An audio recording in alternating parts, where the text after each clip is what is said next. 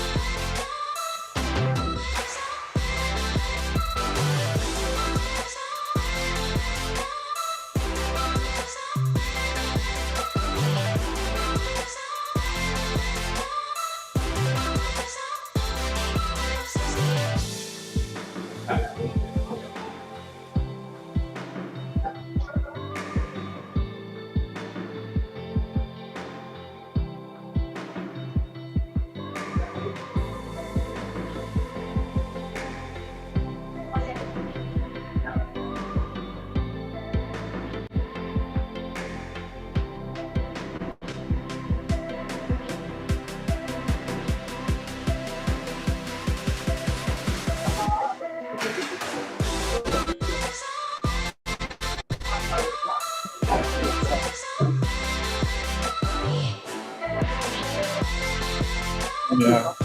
Very well.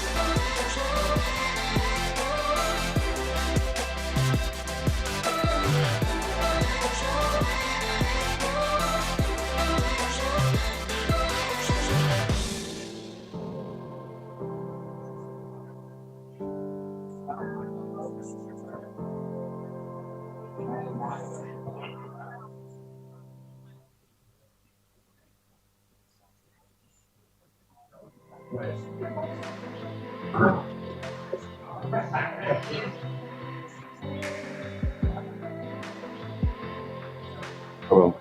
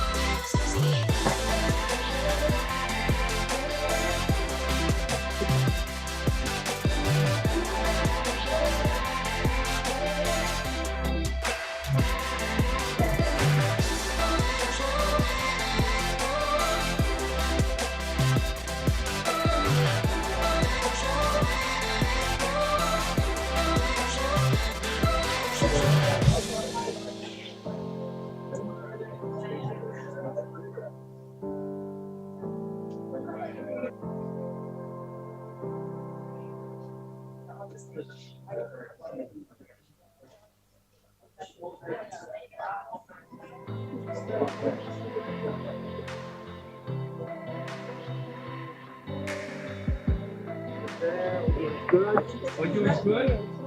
Huh?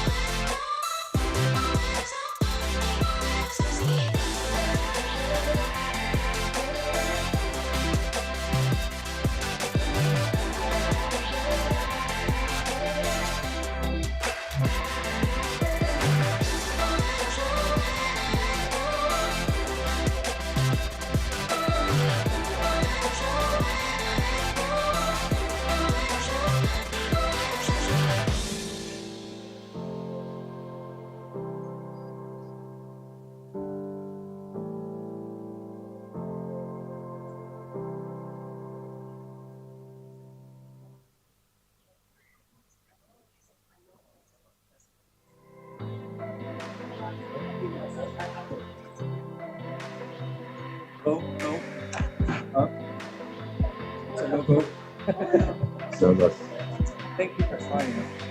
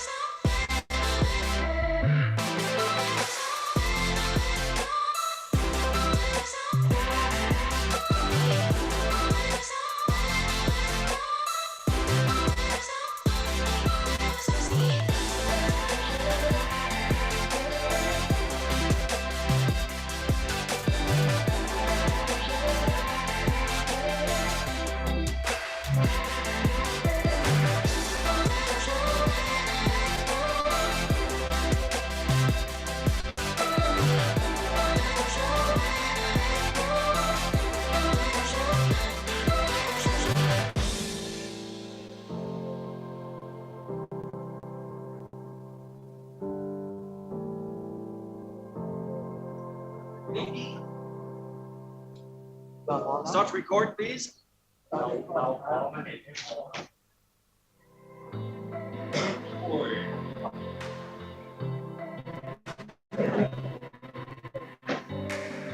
Music.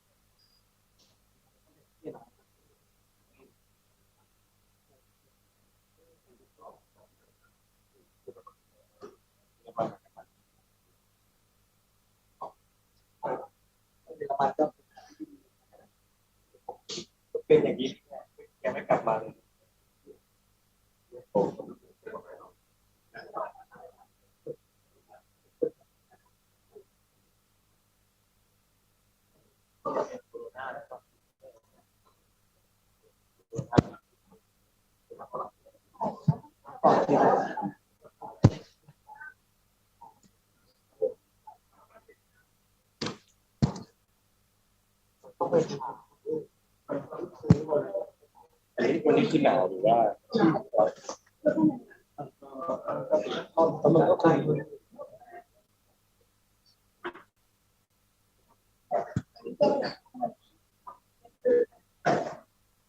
ั้งแต่เชื่อดูต่อ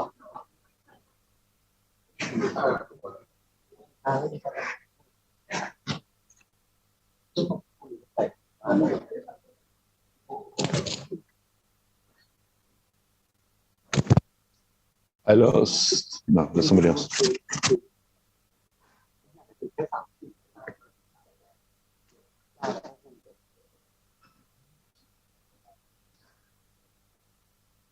Ready? Yeah.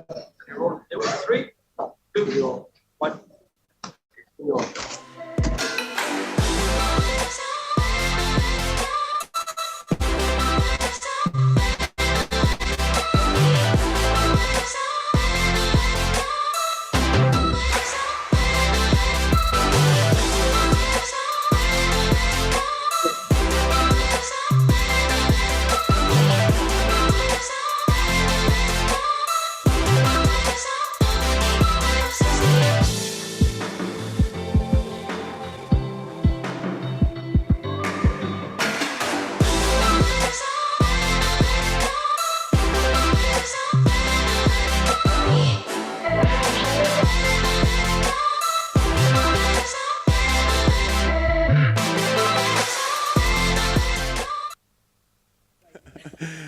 Good morning, everyone.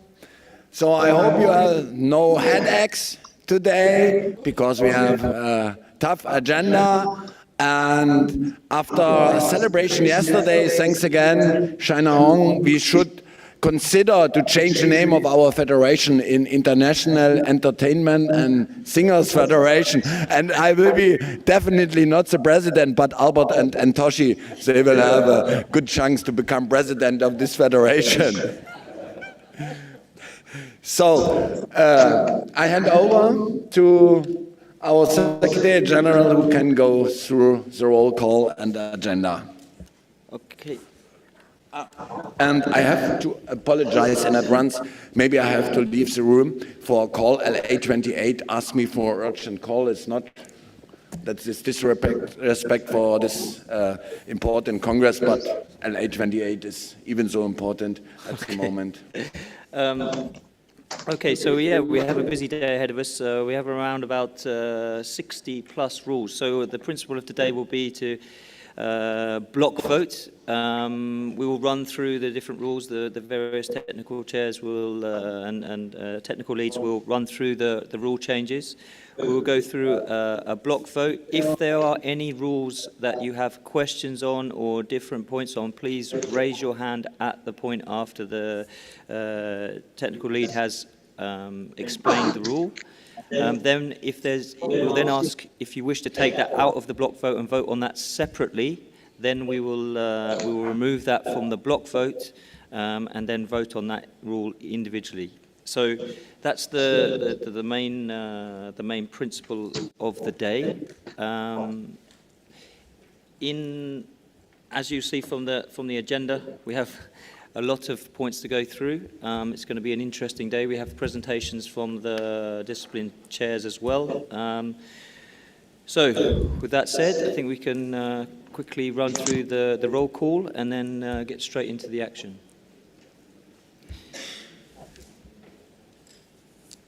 You should now have it open on your mobiles. Yep, there we go. This is spotlight. Oh, yeah. It's true.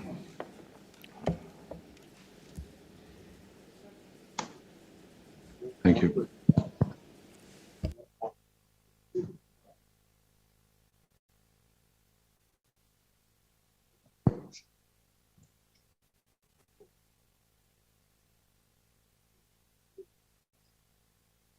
And the host opened my. Who? The host. Oh.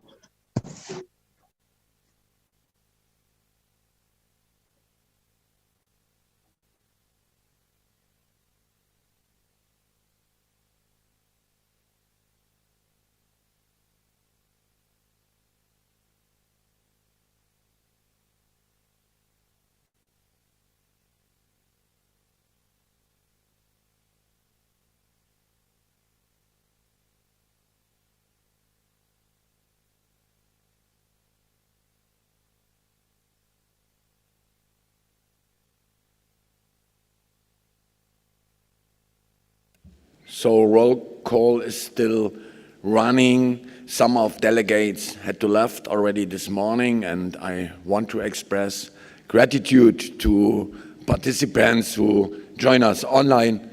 It's great stamina, what they shown from Europe, from America, to join us during the night. And so we really appreciate that, and shows that also hybrid Congress can work well.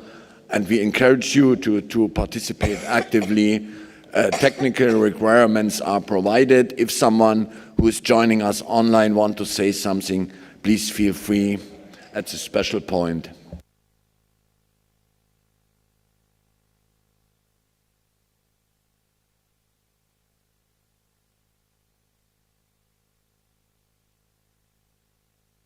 Okay, there's still a few people in the room that I know are here that haven't activated. Azerbaijan, for example.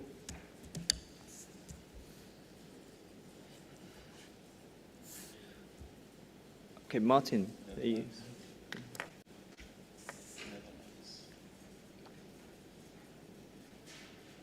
I saw the Egyptian president. Netherlands also. Netherlands, Azerbaijan, yeah. Ireland.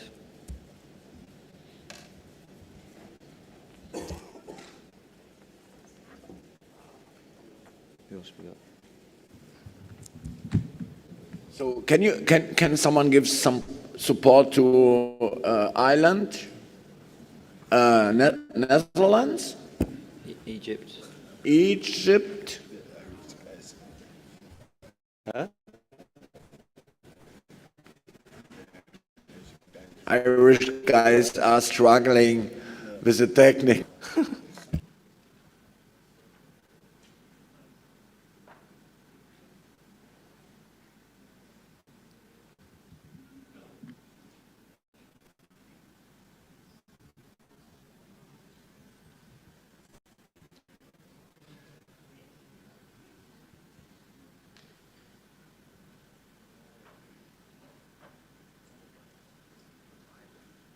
Okay, thank you. Everyone's in.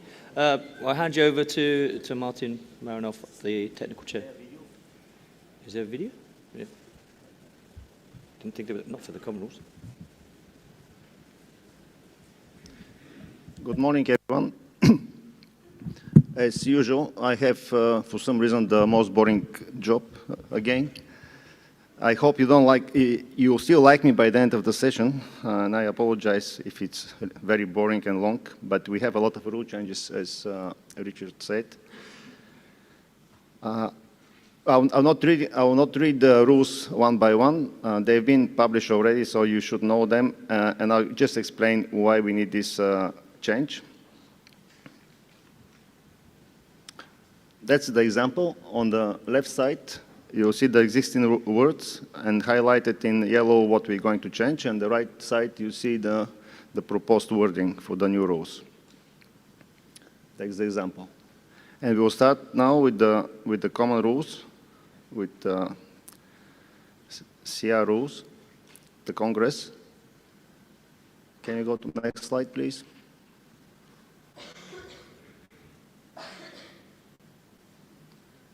Okay, the first proposed rule is to increase the amount of the late entry fee.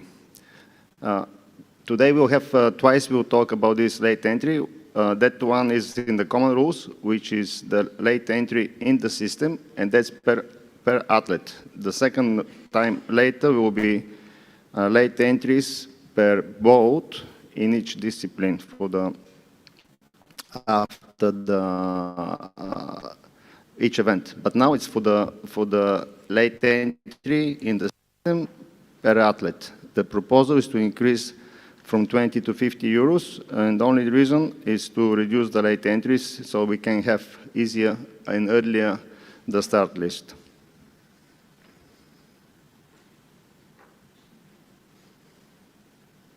Next one.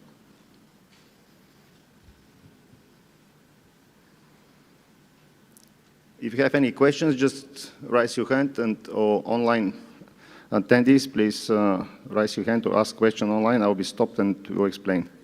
So we can continue.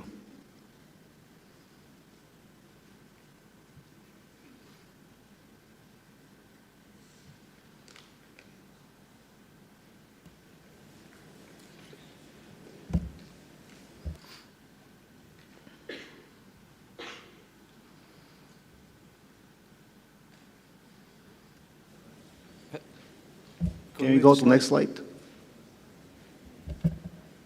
Yep. Next one, rule point 1.2.2 and 1.13.2. It's regarding of the entries and enter the competitions level 4. That's, as you know, level 1 and 2, the ICF competitions like World Championships and World Cups. Level 4, all the international competitions. The proposal is to reduce the work for NFs, as many NFs they don't work on the level 4, so it's mostly club competitions. And the 1.13.2 is to provide enough information to ICF about the entries and the results of this competition, so we can keep track on the athletes who is racing, and eventually to have overview when they have nationality change.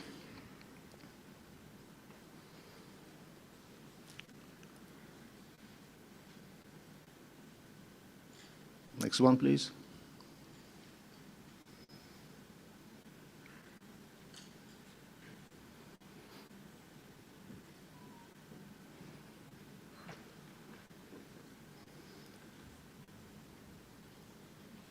It's a new rule for the adding new age group, under 16. It's used in canoe sprint and canoe slalom for the Youth Olympic Games format competition, and that will allow eventually in future to have yoke format in ICF competitions. Also, stand-up paddle, they are willing to have under 16 age group to allow them to use inflatable boards. So at the moment we have juniors, which is under 18, and now we're proposing under 16, which includes 15 and 16 years old athletes. ICF board is in favor. Next one.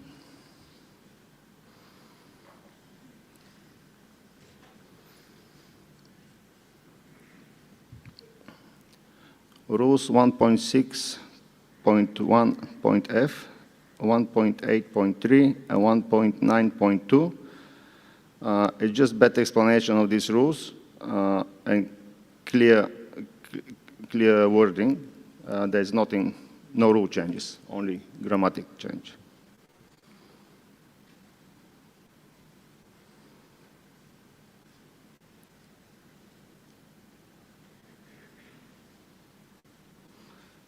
Next one.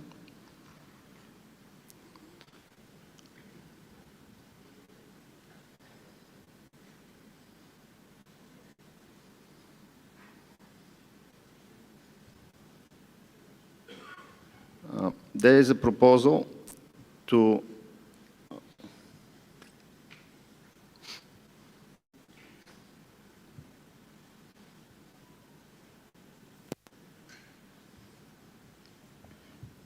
Rule 1.5.2 was proposal to be deleted. That's in regarding of the athletes changing their nationality in 2 years waiting period. The proposal was based on the situation that if athletes, they change their nationality, change their country of living and working, even if the two federations, they agree, they still have to wait 2 years. And the proposal was to be reduced, so the board suggested is not in favor.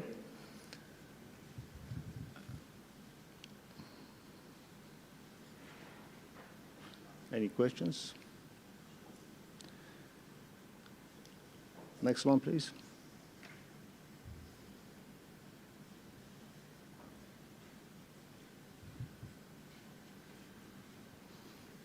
I think you missed one.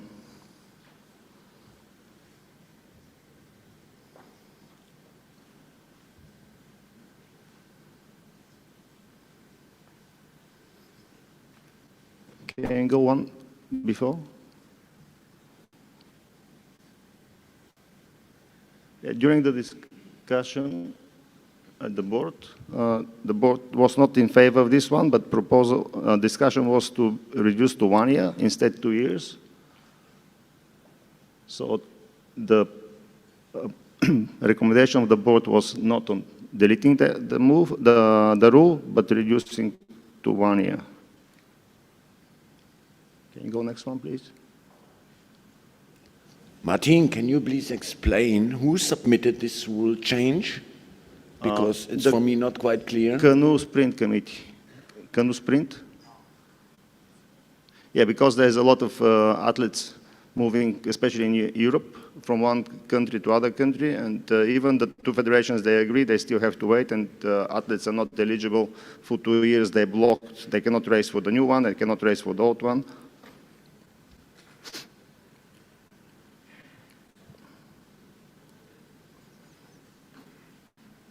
And next one.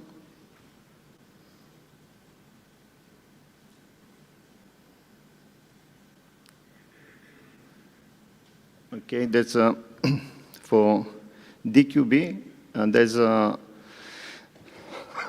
sorry, disqualification is based on IOC rules, and that's what we have at the Olympics, and we adopted in ICF rules. And wasn't very clear, so it's just clarification and more clear description of what is DQB. It typically is for anti-doping violence and violence against the officials and something really bad, which we never use, or at least I'm not aware. But in case we have such cases, that's its DQB. And I think that was the last one from CR rules.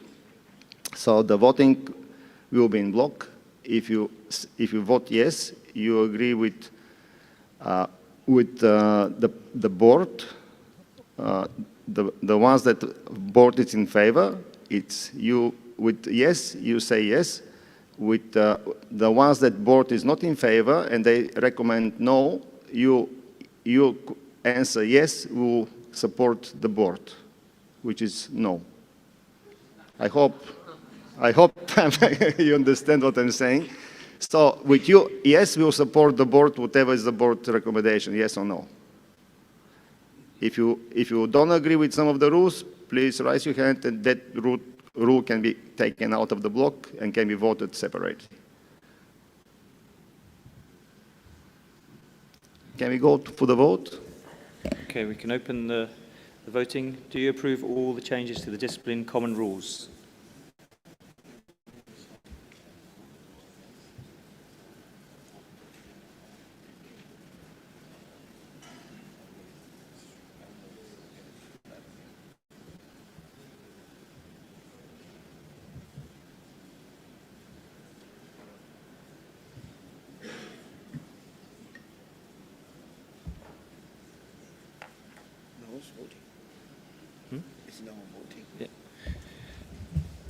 So do you, the vote is, do you approve all the changes in the discipline common rules? Yes or no?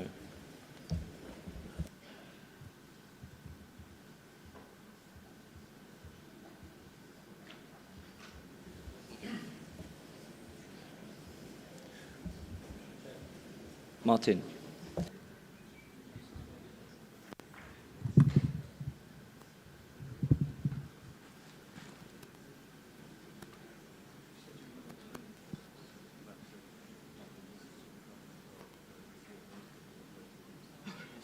There is a question from the floor. It's Suzanne from ACA.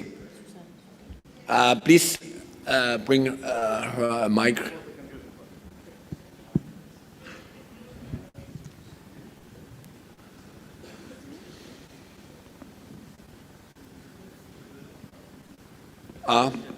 Christian. Thank you. I would like to ask for the rule about the 2-year or 1-year suspension to be taken out of the block vote and dealt with separately. Okay. Okay, thank you. But we are already in the voting process. It's a little bit late, Christian. Sorry for that. You had time to propose that before we started the voting about the discipline common rules in the block.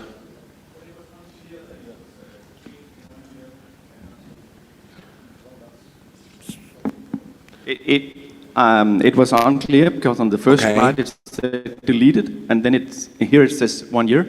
I don't think it was quite easy to understand that we needed to request that at that time.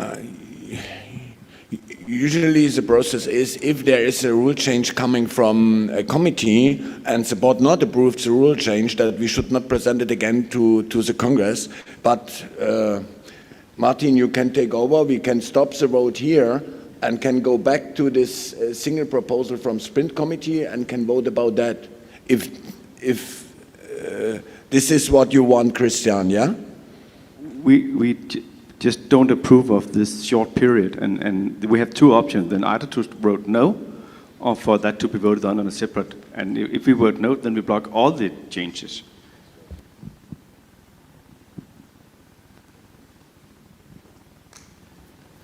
So we will stop the vote and we will start again the vote without rule in regards of the year, which is 1.5.2.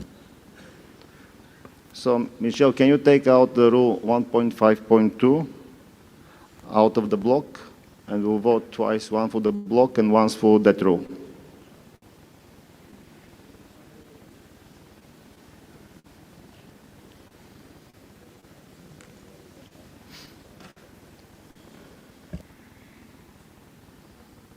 Can you explain a Just little go bit more in detail the background of this rule again, that everyone is on the same page here in the room? Okay, by the time, during the time they changed the vote, I'll explain that rule. Yeah, that rule, it's in regarding of 2 years when athletes change their nationality, sporting nationality, they move from one country to other country, and they need first approval from the two federations, the old federation and the new federation, plus 2 years of suspension. And even if the two federations, they agree, there's 2 years that athletes cannot race for any of these two countries, and that's sort of unfair to the athletes. That's why Canoe Sprint Committee proposed to scratch this rule, but the board suggested to have 1 year waiting period. They didn't agree to have 0, because some athletes, they move for reason, and some athletes, they just move to find better position in sport. But some athletes, they move because of their life. They move with their family, they move their work.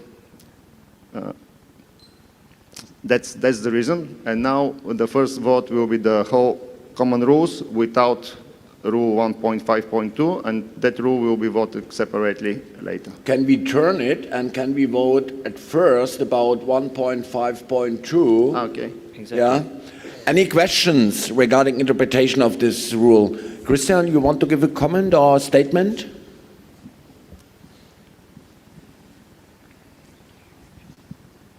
we have absolutely no desire to punish athletes, but we also feel that it would be inappropriate for athletes to represent a new country each year. So there need to be a cooling off period, and we think that the current 2 years' time is appropriate. And just to clarify, we need to know whether if we want the 2-year period to stay, do we need to vote no, or what do we need to vote if we want the 2-year period to stay? So yes, will be, if you vote yes, you agree with 1 year. If you vote no, you don't agree with any change. Stay the old rule. So no equals 2 years.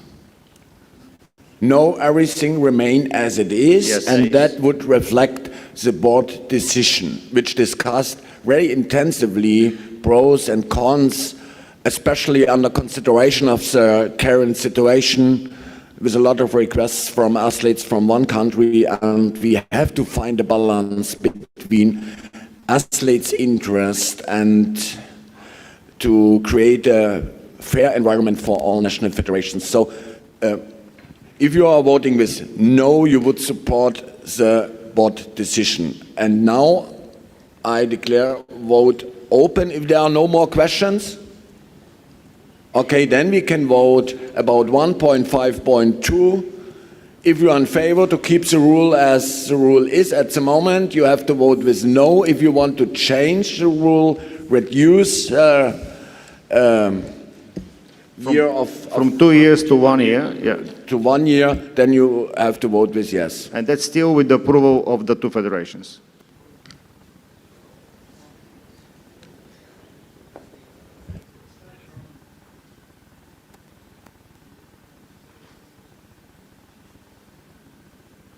Amend the rule, it's correct. If you approve to amend the rule,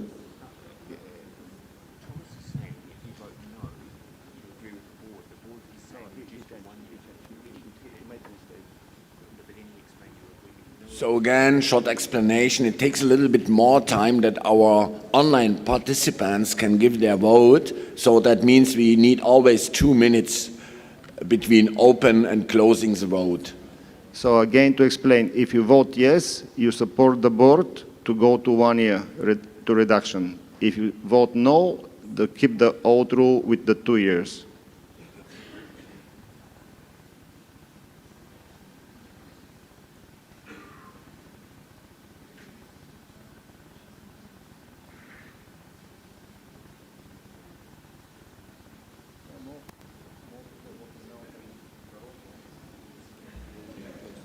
No. So we can close the vote now and can publish the result.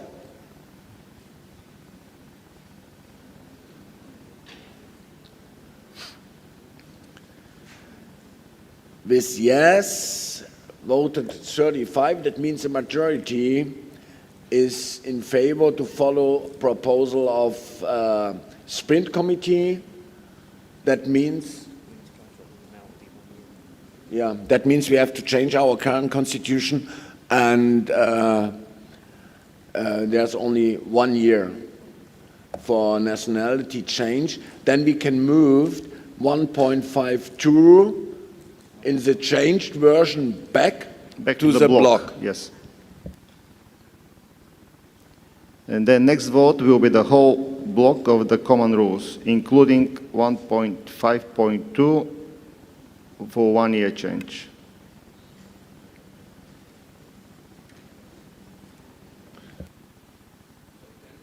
So we are now starting the block vote. There are no more desire for amendments, comments. Then I open the vote now about all the proposed rule change in the block. If you are in favor, please vote with yes. If not, then with no.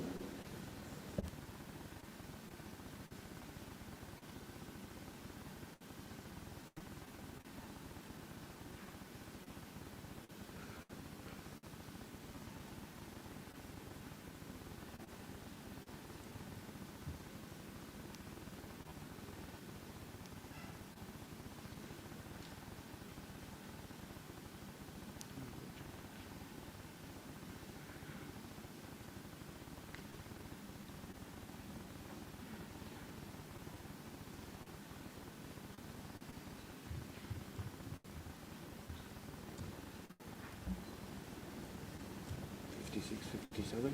Yeah, Can we okay. close? Yeah. So we can now close the vote.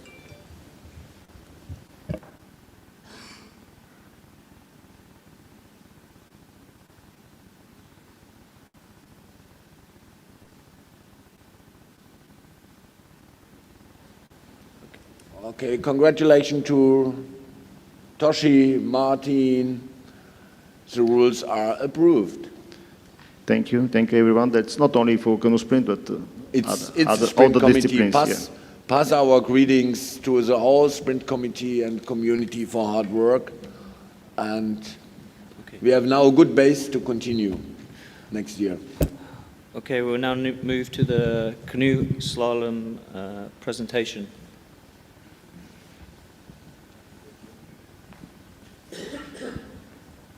Where's Jean-Michel?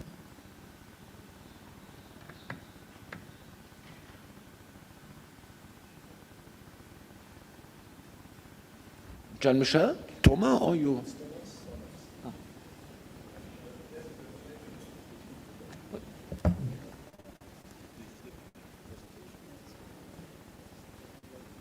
Where's he gone?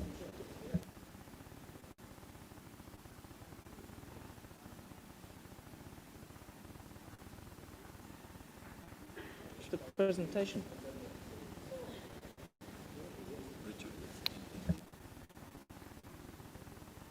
So we are all tired on the last day. Apologize for a little bit confusion, but we will sort out this problem as well.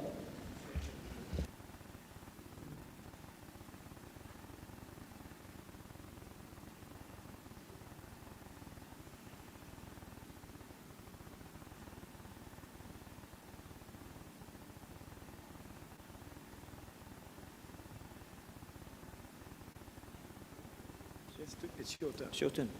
Please, Thomas, floor is yours.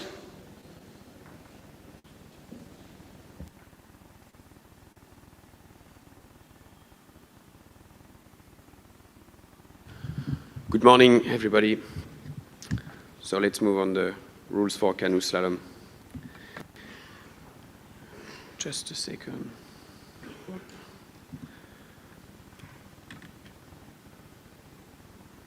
Just waiting for the slides. So as in was for the common rules, the canoe slalom rules will be voted by block. So I will present you all the different rules for canoe slalom, and we will have a block vote at the end. If you have any question about one rule, please raise your hand, and I'll be happy to answer it.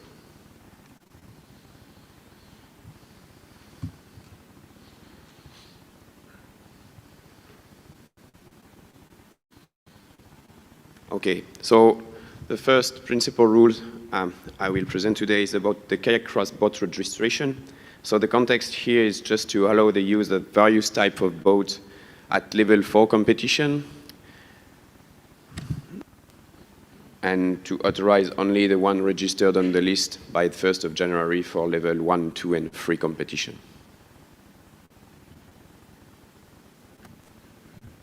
Can go on next rule. Now, next, these new rules, from rules point 16.1.7 to 16.1.10, they are about boat safety rules.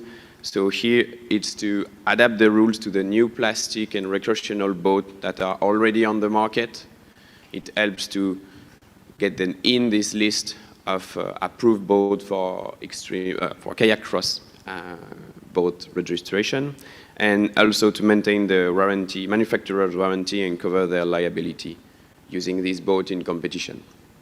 So it's a block of vote between 16.1.7 to 16.1.10. Next rule, please. And this is a final block vote, so it's just only a wording and housekeeping topic to precise the new wording of kayak cross, which has been approved by the board in September, and it's just to adapt the rule books to all these grammar and new wording concerning kayak cross. That's it. So now, if you're in favor of all of these rules, please vote yes. If you're not in favor, or if you want to...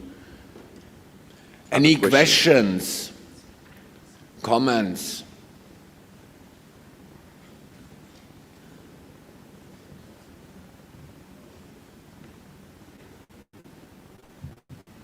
Then we can move to vote. Okay, we can move to the block vote. Do you approve all the changes in the slalom rules that have just been proposed?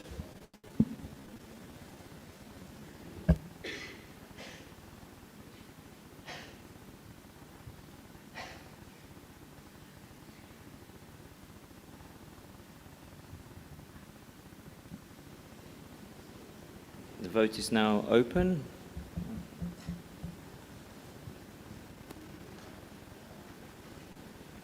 So do you approve all the changes in slalom rules? Say yes, clicking 1, say no, clicking 2, 3, abstain.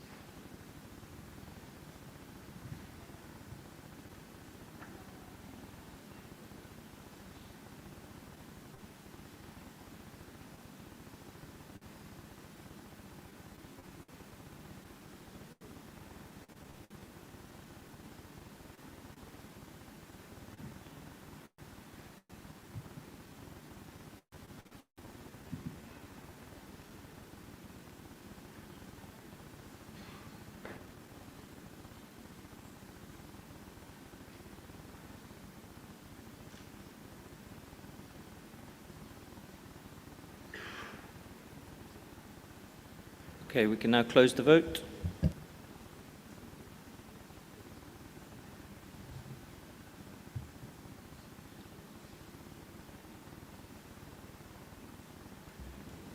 Congratulations.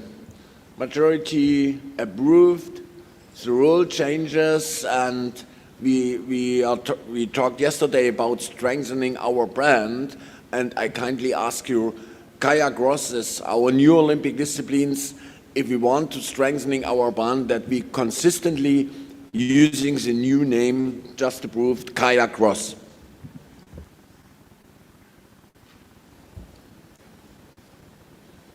Okay, next section, Thomas. Yeah, so I guess if I'm staying here, it's about the freestyle one. Canoe slalom. Canoe slalom? I don't. It's finished for canoe slalom now. Exactly, we'll move on.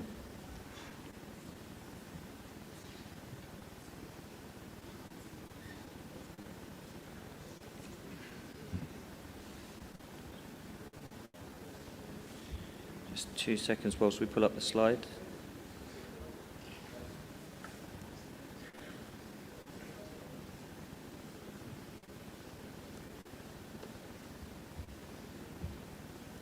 So then we can move to Canoe Marathon. Thomas, Yeah, you are finished? yeah, I'm finished. Congratulations. Okay. Never experienced such a short presentation in slalom. So you did a great job with your committee.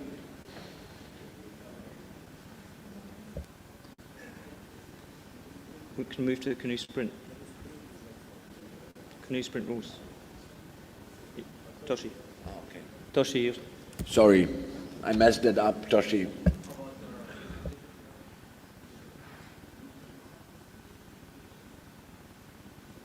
Please don't start singing, simply give a speech. Even if you are a very excellent singer. Thank you, Thomas and Richard. Good morning, dear delegates. First of all, I'd like to express my thanks to the host organizers which held the World Championships, World Cup, and ICF competitions. There are 5 members and 3 advisors in the committee. Ms. Ola, a representative from Africa, is always invited to our committee meeting as well. I would also like to express my thanks to the ICF staffs, especially Martin Marinov, ICF Flat technical manager, is always doing a great job for us. Thank you very much, Martin.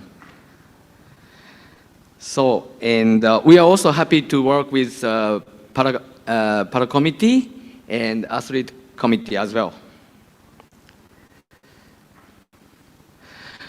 Our committee discussed appropriate events for World Championships and World Cup. It's very important for us to create the better race schedule for Olympic Games and World Championships and World Cup. To make the draft of the ITO's list is also our list duty. Nearly 80 ITO worked for 2 World Championships and 2 World Cup from 5 continents. We try to give more opportunities to the eligible candidates. Also, we realized we achieved the ITO's gender equality in World Championships in Halifax. Thank you, Cecilia. Thank you, Luis. We will continue it. In terms of education and examination for the new ITO, future ITOs, we have introduced online educational system. Alison Harris from our committee did a great job, and Hoi-chan and ICF office also helped a lot for us. Thank you very much. In terms of appropriate events for World Championships, World Cup, we realized the equal number of the events for men and women, including mixed events and long distance. Also, the principle of the qualification system Olympic Games, it's very important to have a good balance, excellency, and universality. I hope we had a good balance. In terms of the rule changes, we need to respect athlete and team's perspective. We need to work to create more fair conditions. It's also important to have a better adapted sports presentation. I'd like to show one example of the rule changes for the aspect of the sports presentation and the look of the games. This is a boat number plate used for Tokyo 2020. Not only for the Olympic Games, ICF will add new rule that host organizing committee is allowed to provide customized number plate like this. Host organizer can use additional space for look of the competition or a sponsor's logo. We have tested in Halifax, and we have a lot of good feedback. So, on a final note, thank you, Thomas, Richard, John, Bridget, and all the board members. Dear National Federations, thank you very much for your great cooperations. Thank you very much. Thank you, Toshi. Any questions regarding Toshi's report? I think we now have a... Christian.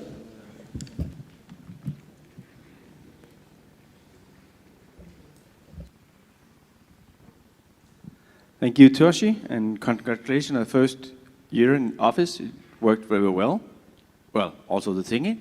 What I would like to address is the test of the portage on the 5,000 meter. We've seen it a few times this year, and I think there is some work to be done. But we're also looking for the support in the rules to have portages on the 5,000 meter. And we were actually expecting at this Congress to see a proposal that would make it clear that there can be portages on the 5,000 meter. So could you explain, is the portage part of the rules? And B, what are the plans with the 5,000 meter and the portage? As I said, we think there are some development work to be done.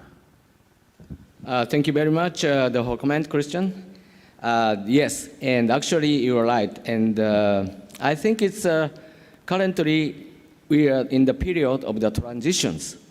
For the future program, better for not only for the athlete and also the the other stakeholders, TV and world spectators, we try to some in the test. Sometimes we have a portage, sometimes without portage. We understand an athlete opinion because sometimes athlete didn't want to have it because of the safety reasons.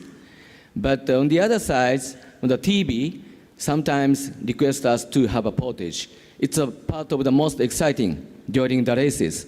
So, Martin, now we have new rule changes about elimination system in the lap. So for the portage, maybe in the issue, but I kindly ask you to give us one more chance to try the portage in the coming year, especially in the Duisburg and also Alonso, the World Championships, because we try to catch up with the requirement of the IOC and the TV. So I hope and more cooperation. However, we need to apologize because the announcement and without portage, within portage, is a kind of late. So, and in the bulletin, we ask the organizers to, and the information about the portage as soon as possible. Thank you very much for your comment.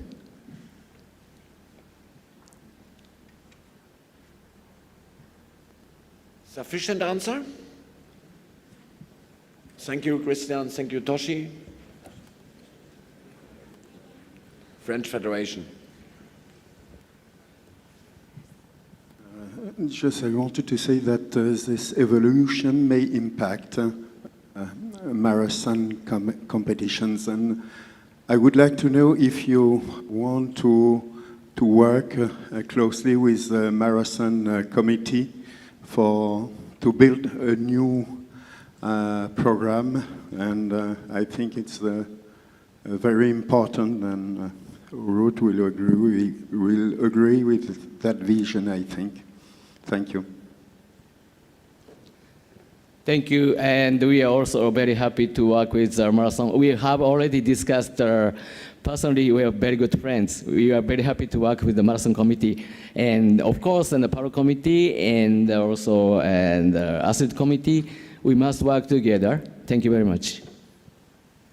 And I want to add that we have to thank all as ICF family, our French Federation, French organizers of the games. They are doing an incredibly great job, and we are in close cooperation to making sure that we will present an excellent event 24. John, thanks again for all what you did during the last couple of months and years.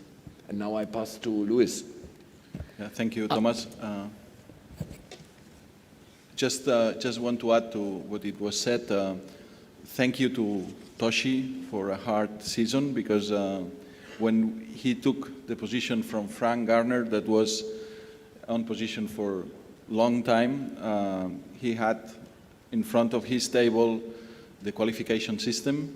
So that was a big task starting with, and then the whole season. And I think that's linked to the good job from the Canadian Federation at the World Championships, was making a very good season for sprint. But I think we all need to be conscient about the work done for Toshi and his committee this season. So thank you very much, Toshi, for the work done this season. And I think we need to go forward with all these challenges that we're facing now. Like I think Christian is right. We need to work really hard on understanding better and putting together a better system for this 5,000 meter with the portage. But I'm pretty sure and convinced that the new committee will work on that and will make a proper presentation in the future. Thank you again. Thank you, and I need to say one more thing, and gratitude. And I need to express my thanks and organizing committee of Poznan and Halifax, because they supported us to organize ITO seminar and examinations. Next year, we also organize and ITO's exam and seminar. We will publish the place and the time. Thank you very much. If there's no more questions or comments, we'll play a short video for Canoe Sprint.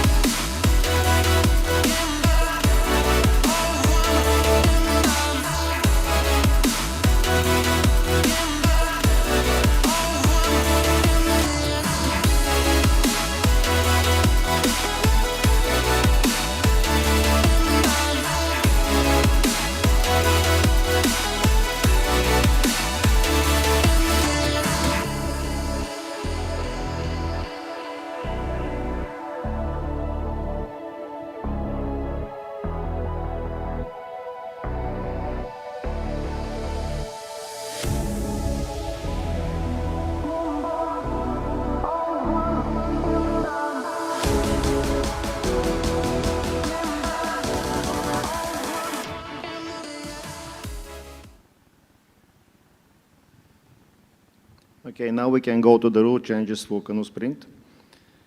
That's the PR rules. The sport rules are already approved by the board and will take place from 1st of January 23. So the first rule change, it's rule 3.2.1. It's a clarification about the boat construction. The canoe sprint boats and canoe marathon boats are exactly the same. So that rule comes from marathon, and the canoe sprint committee decided to keep the same rule in the rule book for canoe sprint. It's just clarification. That's only monohull construction are allowed, not to go to catamaran style in marathon, because they have no rule about the concavity anymore that was voted in last Congress. The ICF board is in favor. Next one, please.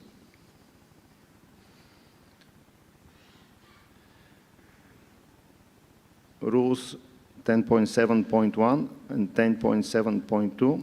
It's just clarification of the rule. It's better English and clear definition. Same rule, same meaning, new wording. ICF Board of Directors is in favor. Next one, please.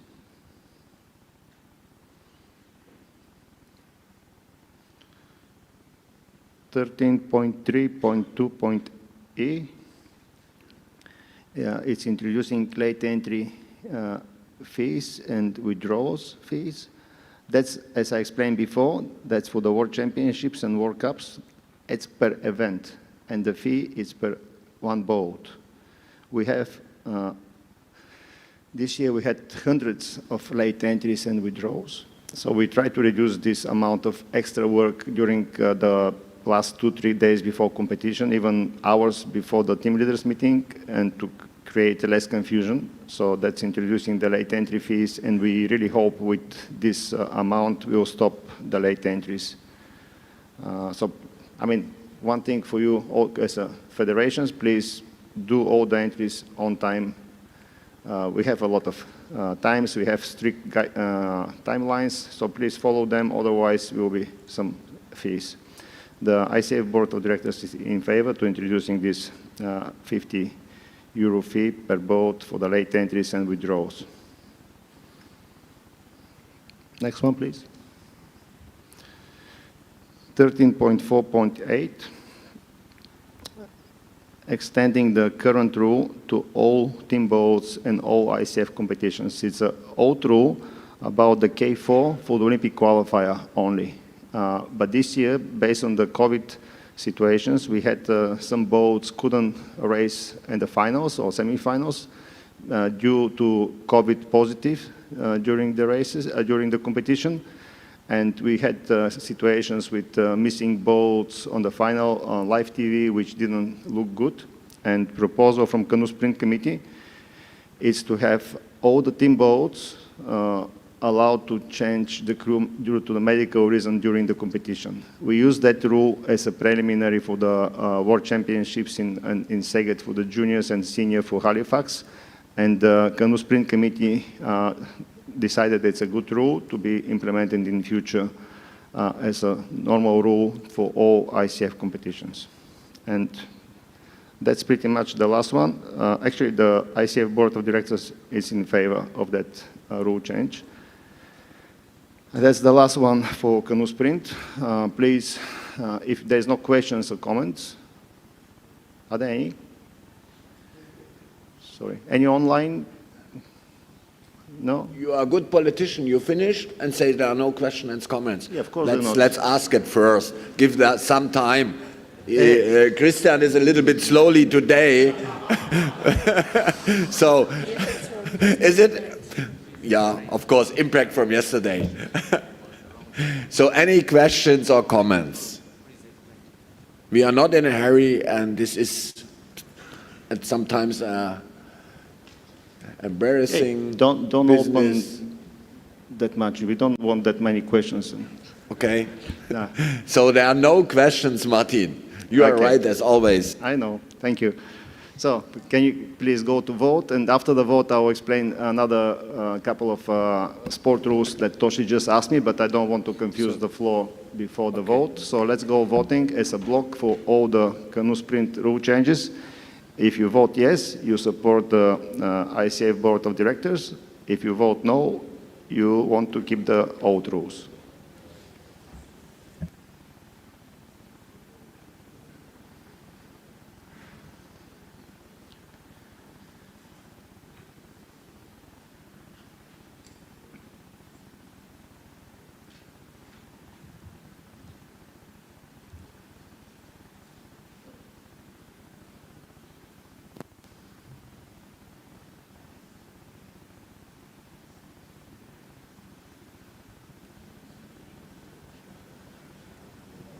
So everyone has voted? Yes, it looks so. Richard, can I declare vote closed? Yep. So the vote is closed. Please publish the result.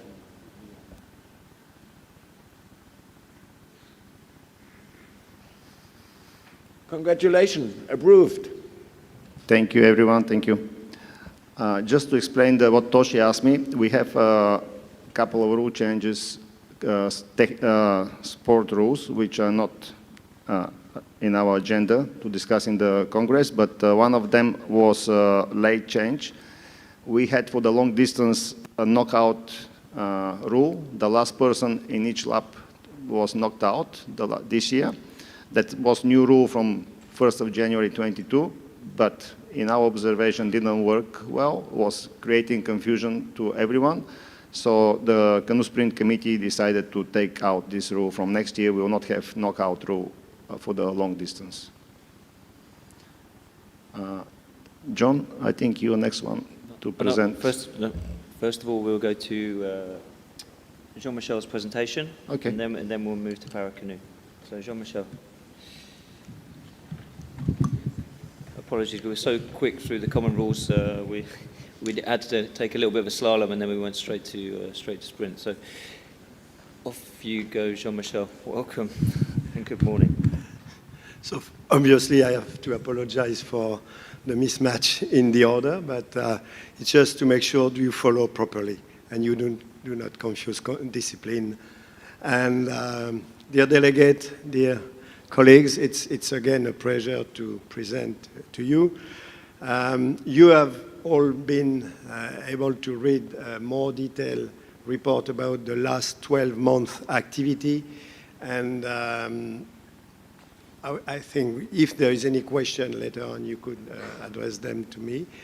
Briefly, I just want to go through a short report, and the season report is mostly, if I could say so, back to a normal life.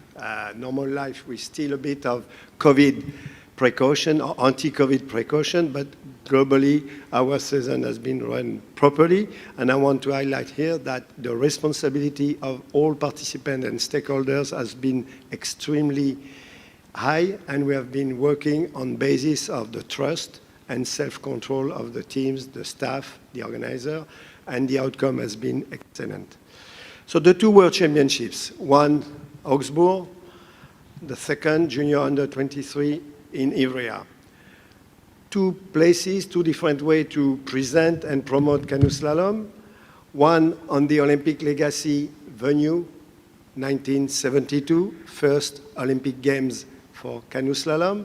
After extensive work of refurbishment, the venue was presented again to the competitors and host a tremendous competition. The particularity of this competition was the crowd. Both sides crowded, atmosphere, and since our friends in Germany do the things perfectly, they even make so many medals and make crazy their own local attendant.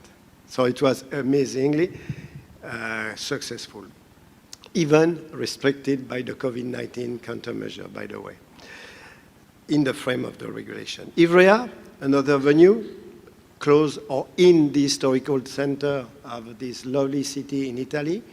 And for Junior Under-23, very convenient, close to the accommodation, walking distance, and living daily the atmosphere of this city.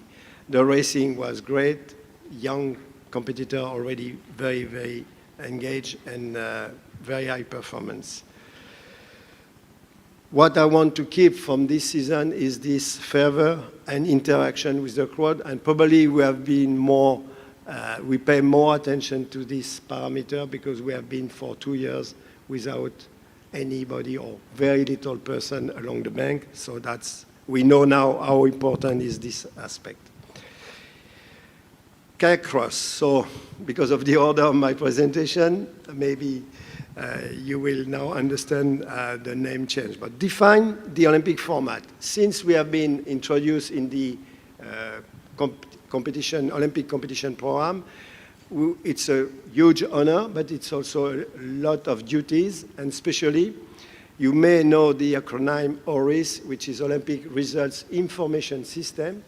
This is a big machine that allows any Olympic discipline to be presented both to the spectators, to the TV, in terms of results, to the all stakeholder.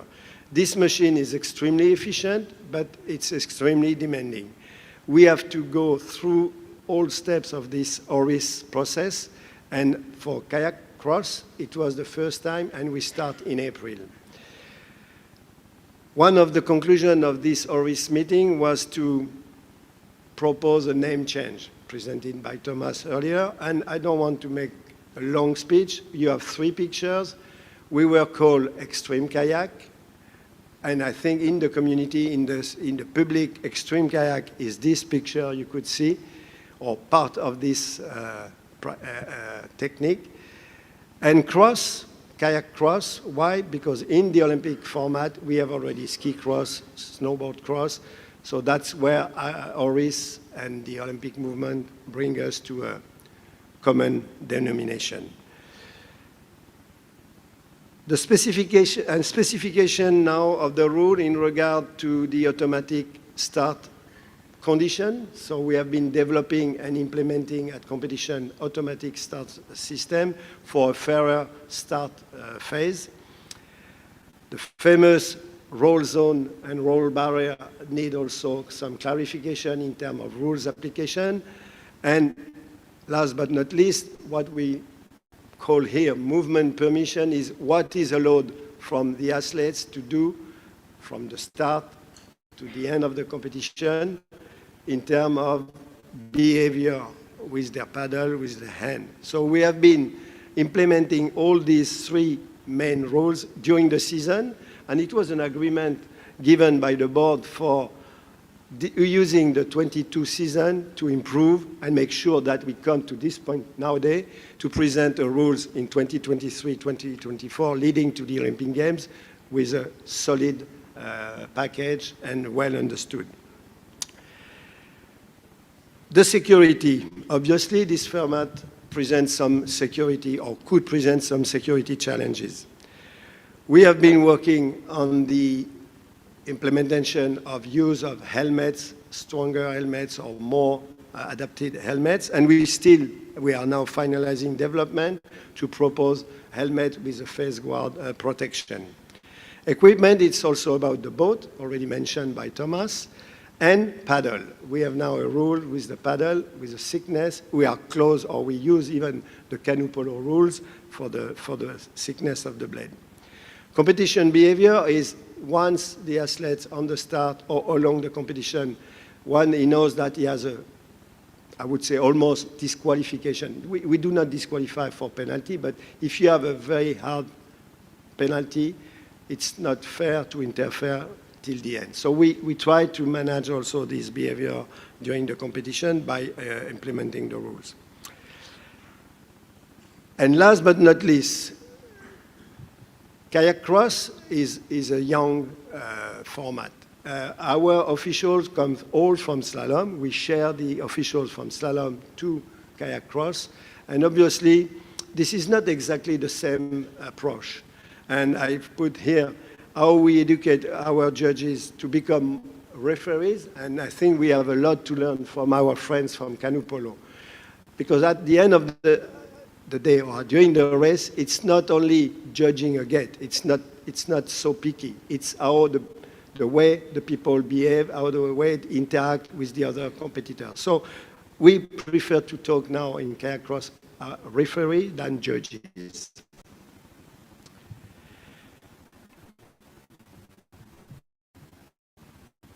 Olympic news, quickly, even we are not up to date with Paris 2024. Why? I say obviously for the proximity, and for the proximity in terms of human relationship with the people who are within the organizing committee. But don't believe it make everything easier, because we have cooperation, but we have also people who knows very well the sport and want to deliver the highest games possible, especially with the new format in kayak cross. So we work hard and be sure that we want to deliver very great games in Paris. One key information that are expected from the team is the traditional, I would say, calendar for training period.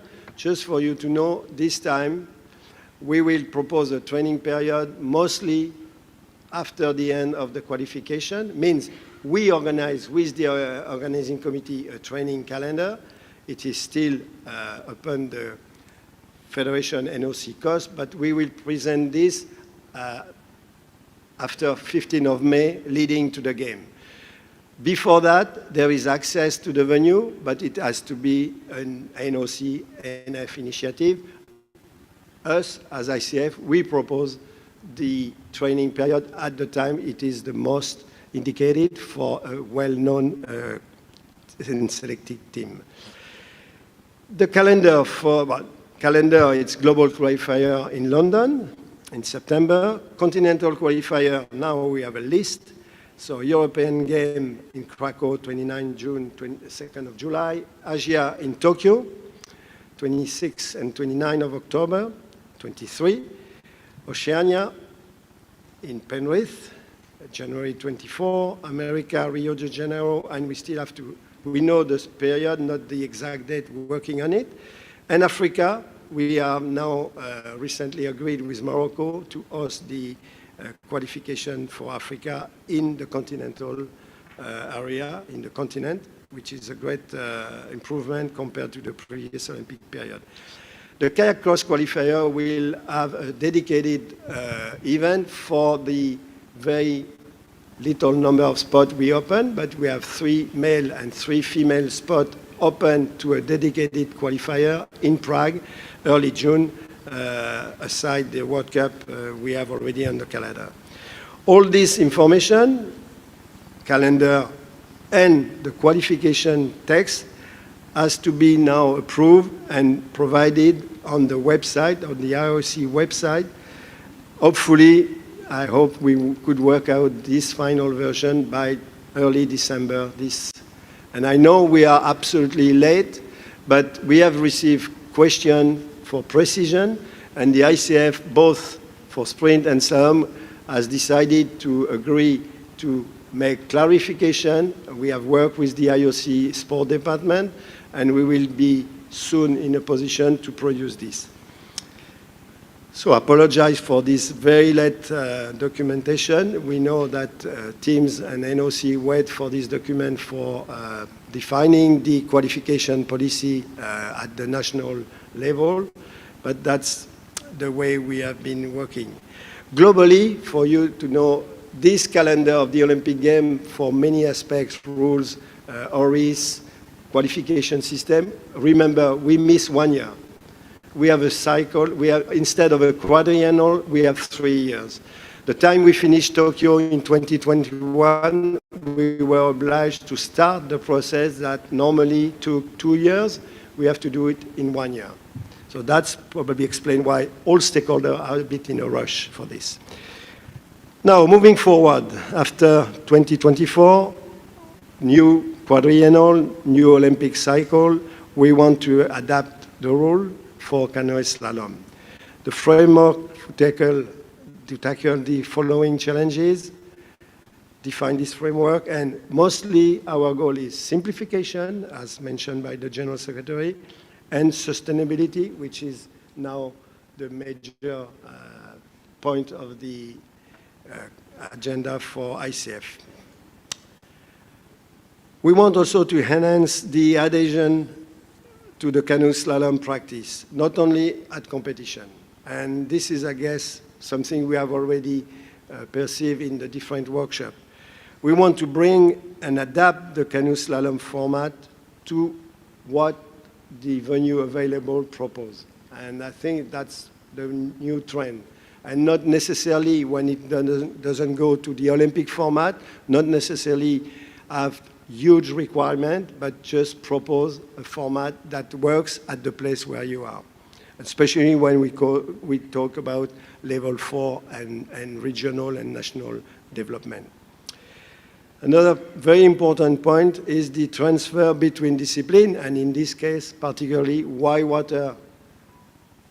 If you look at the whitewater skills, they work in all the whitewater disciplines we have within the federation, and the recreational market in whitewater must be somehow concerned, must be indirectly recognizing the activity we propose. So the transfer between discipline to create a better participation and spread the canoeing in whitewater, I think that's one thing we have to develop. That's all for me. I'm ready to answer question or comments. Thank you very much, Jean-Michel. We have a question from the floor. Richard, Australia. Okay.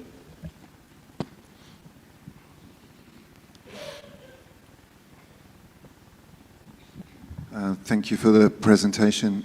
The question is concerning the precisions that have been put to the IOC following a period of consultation with national federations.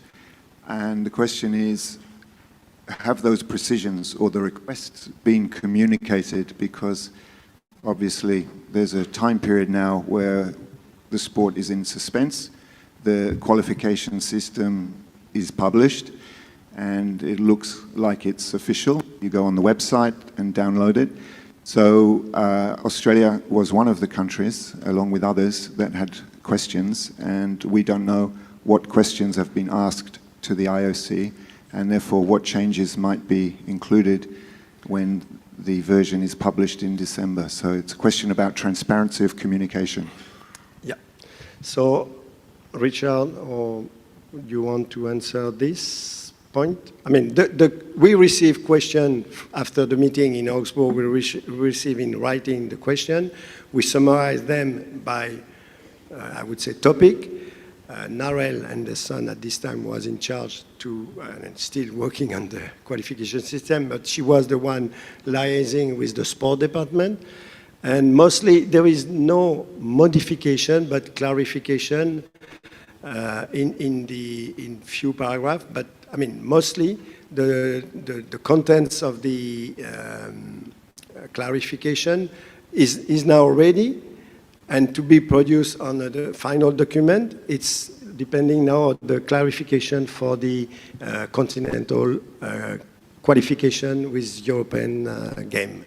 But your point have been transmitted through a general wording to the, I could read you the email now, but globally your concern, you or the European concern or the British canoeing concern have been listed, summarized it because they were by family, and I believe that we have answered this question to the Federation.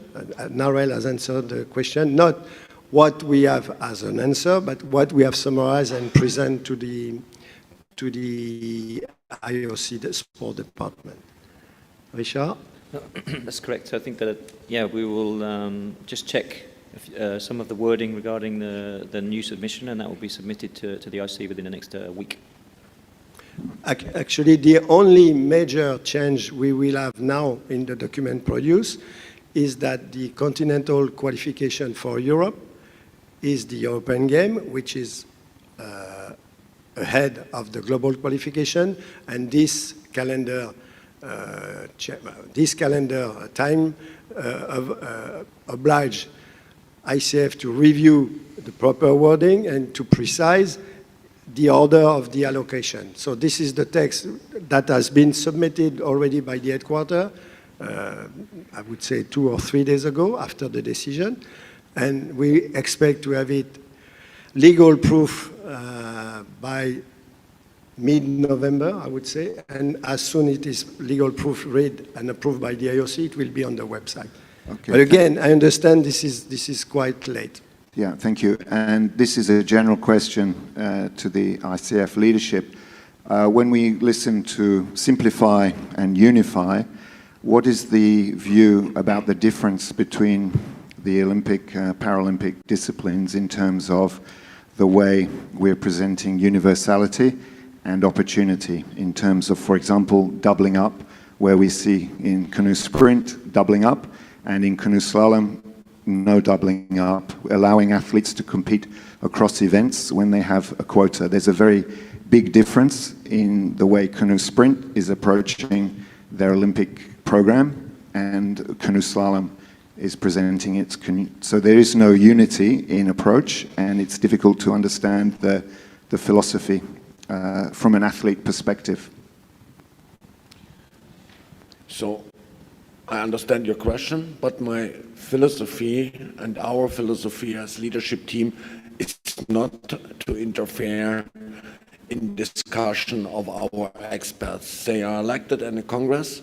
You propose the committee members, and those should be the best experts we have who are leading our sport. So we are trusting in proposals of experts. But of course, 2 remarks. The first is we want to change the way how we present and discuss the qualification system for 28, and we will try, Richard will try to make it much simpler. We want to involve you much earlier as it was possible for Paris 24, and we have to find a space where we can discuss such detailed issues, but not with the political leadership, with our experts. They are the ones who determine the rules and the policy of our sports disciplines. So not going in detail, 2 principles for slalom committee in this case, and we present this argumentation to the board at the time, is that we have less quota, so the low number of quota doesn't allow a huge distribution or a bigger distribution. And the second thing is we have been going through a multiple representation in the same event, and we know that if we do that, somehow we block the progression of other participants toward the different phases, heats, semi-final, final. And at the time of the games, with the low number of quota, and because of the impact of being in a final or even in a semi-final, we choose to give an advantage having 1 boat per nation, NOC, that allow more progression. When we have an Asian country having a medal, we have already 86% of the medals earned by the European. So imagine that when we look at the impact of the Olympic Games in terms of social media, and this is one of the parameters we are measured from the IOC perspective, I think that's where we, and when we do simulation, it's clear that as soon as you have double participation for a same NOC in one event, you reduce strongly the possibility for other nations, other continents to go through. The other principle is that in the IOC principle, we have to give the same number of chances to all athletes to have a possibility to achieve a good results. Thank you. I understand the principle. It's just a very different reflection in the same sport for a different discipline. It's like in athletics, 100-meter versus the steeplechase. It's a very different process. So that's the question for the ICF going forward. Thank you. Thank you, Richard. Any other question? Yeah. So there's Miro and our athletes rep. Miro, no, let's start the lady. Please. Yeah. Ladies first or athletes first? My question is around the European qualifier. From an athlete's point of view, having to train on both sites because you want to get kind of that local knowledge of the site for a qualifier is pretty hard doing that summer, where you really are focusing on the World Championships, which will be in London at the end of the year, but you've got to kind of hedge your bets, I guess, for some of the nations that aren't entirely sure that they're going to get a quota spot. You've got to hedge your bets and also train at Krakow for the Europeans earlier in that year. As far as I'm aware, there hasn't been any athlete consultation on this quite actually big change in quota spot qualification. I wondered forgive me if I'm wrong and there was athlete consultation, but if there is any opportunity for athlete consultation or if this is set in stone. Look, the consultation has been done ahead of when we have written the Olympic qualification system. It was clear that first global qualification, then continental qualification, and if possible, clearly in a second part of the Olympic cycle close to the Olympic game, because the principle of the Olympic qualification is give two chances to athletes to qualify. This change in calendar, I mean, it's something that was already studied and proposed to the European Association, and then we evaluate that it will lead us to cascades, and recently, because of the interest of the European Games being part of the qualification system, upon requirement from these European Games organizer and association, the board followed this decision and came to leave the European Game as a qualifier, knowing that we have to be extremely cautious in the way we allocate the quota to not interfere in the one or other allocation. But I mean, that's the consultation was made, especially in terms of calendar, within the board, and we had no choice, I would say, to consult the team, because we know what the team think about, but it's more political and how we use in the future the continental game as part of the qualification system. By the way, Thomas mentioned it already. We will change the qualification system in a way that we could integrate various competition and not face this calendar issue. So a ranking solution is probably an option where you engage with more competition and you spread somehow the pressure for the athletes and the pressure on the economical aspect, because now it's clear that everybody is very eager to paddle on the qualification global or continental venue, and this make a huge impact on the finance of the different federation or the athletes. So definitely we need to review the qualification system on the light of this remark, the budget concern, and probably also sustainability. So people already travel for World Cups, World Championships, how we integrate this in a qualification system without generating new pressure, new challenges for the Federation and OC. Yeah, I think that would be definitely appreciated from an athlete point of view. Thank you. Ellie, yeah, may I can add information?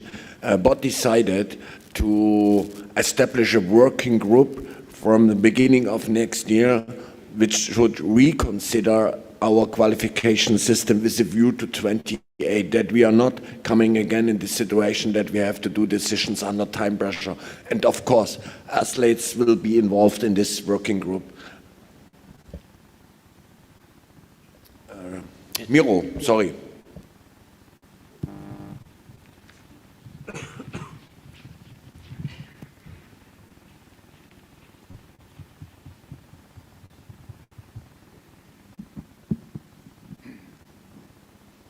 Thank you. I have the remarks to slalom and also to sprint as well. First one is about the sustainability. You know, we spoke for 2 days quite a lot about the sustainability, but at the same time, I have to mention that our world championships in slalom, but also in sprint as well, are still growing. That's true. Slalom is, let's say, quite simple. It's because of this kayak cross. But in sprint, we follow several criteria. It's gender equity, universality, etc., etc. But the reality is that the championship is growing. And I have just to mention that it's a long time. I visited the IOC headquarters and spoke with the sport director, of course, about canoeing. And he asked me, why do you still have C4 in the program? He showed me the statistics. 9 boats, 8 boats, 11 boats, etc. And he mentioned also other events. And I'm sorry to say we still have it. Moreover, we had also C4 women, and I'm sorry, but this was not a success in the Halifax. And it was not only these 2 events. So I think we should start to think seriously about this, I can say, sustainability and to bring us a little more to reality. And second remark is about the judging. I start with slalom. This year we had European Championship, and in slalom we have gate judges and video judges. And the decision of the gate judges was changed 95 times at this single competition by video judges. So there is a very simple question. Why do we have these gate judges? It's not so simple, of course, but I think we should start the initiatives, and in the present state of technology, which is moreover very cheap, we can create a system which will be much faster and more precise. Because now, on the results, when there is some problem, we have an asterisk at the competitor, and I can tell you, let's say, sometimes millions of spectators around the world, they don't know what's going on. And in few minutes, the result is changed. Most of the people don't understand this. So maybe some small change in the rules and a serious project in judging in slalom. And very similar is in sprint. We have course umpires. They follow the race. They are sometimes very far behind, sometimes 200 to 300 meters behind. And they should state the difference between the boat to half a meter. In reality, this is not possible. And now,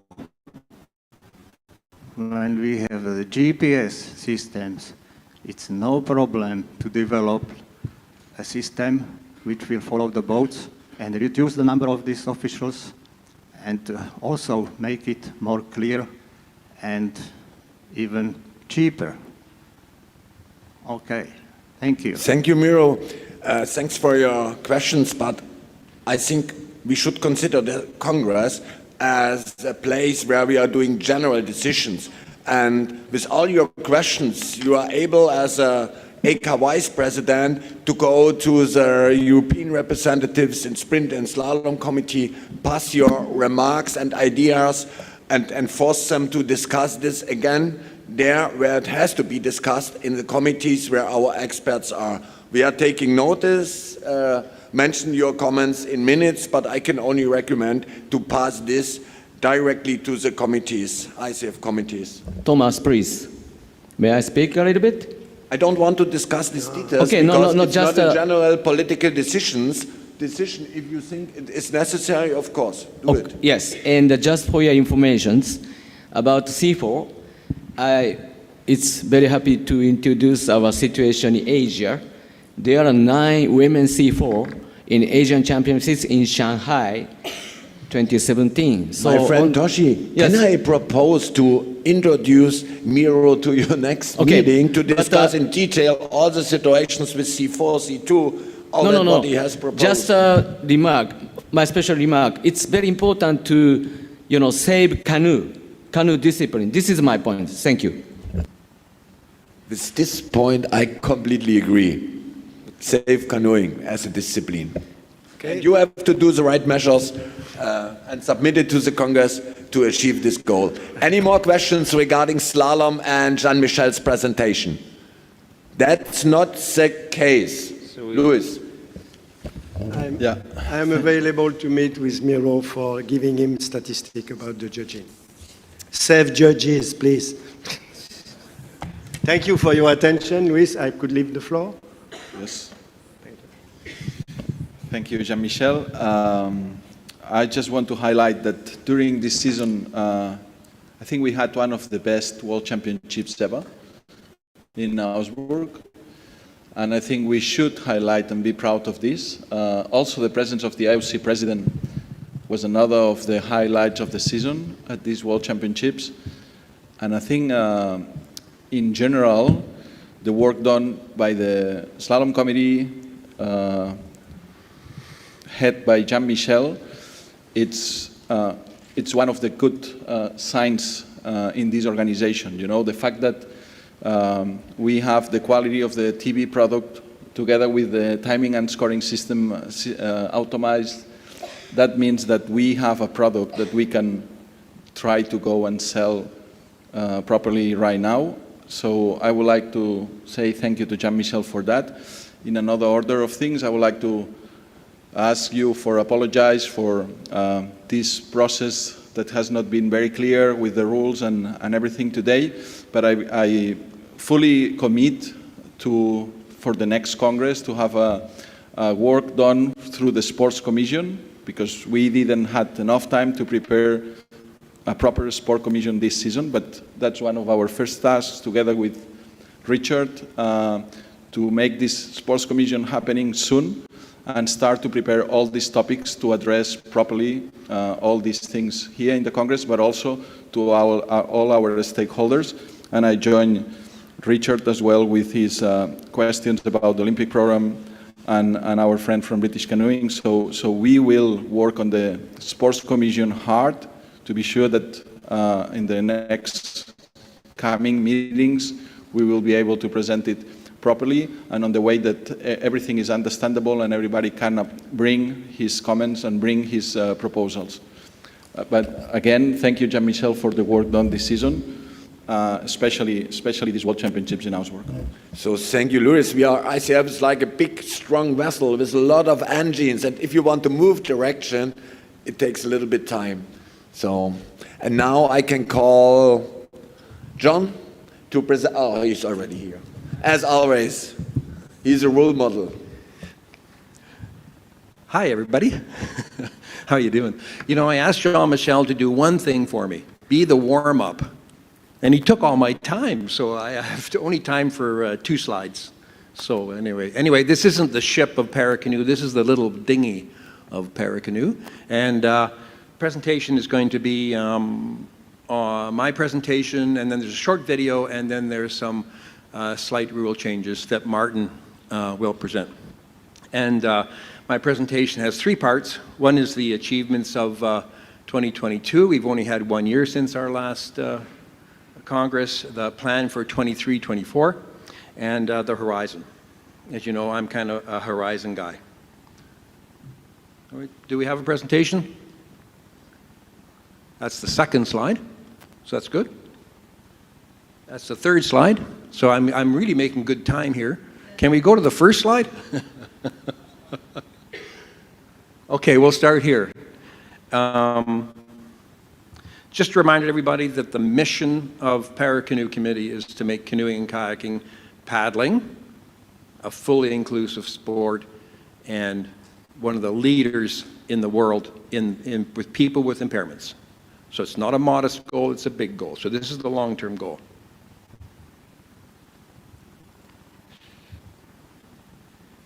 Our achievements in the last year and a half, of course, in Tokyo, we had 9 medal events and 90 athlete slots, and in Paris, we will have 10 medal events and 100 athlete slots.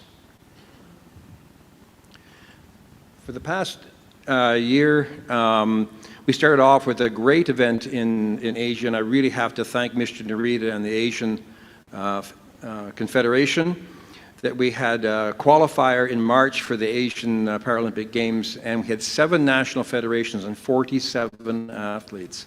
That's a tremendous achievement for Asia, and Asia's to be congratulated on that.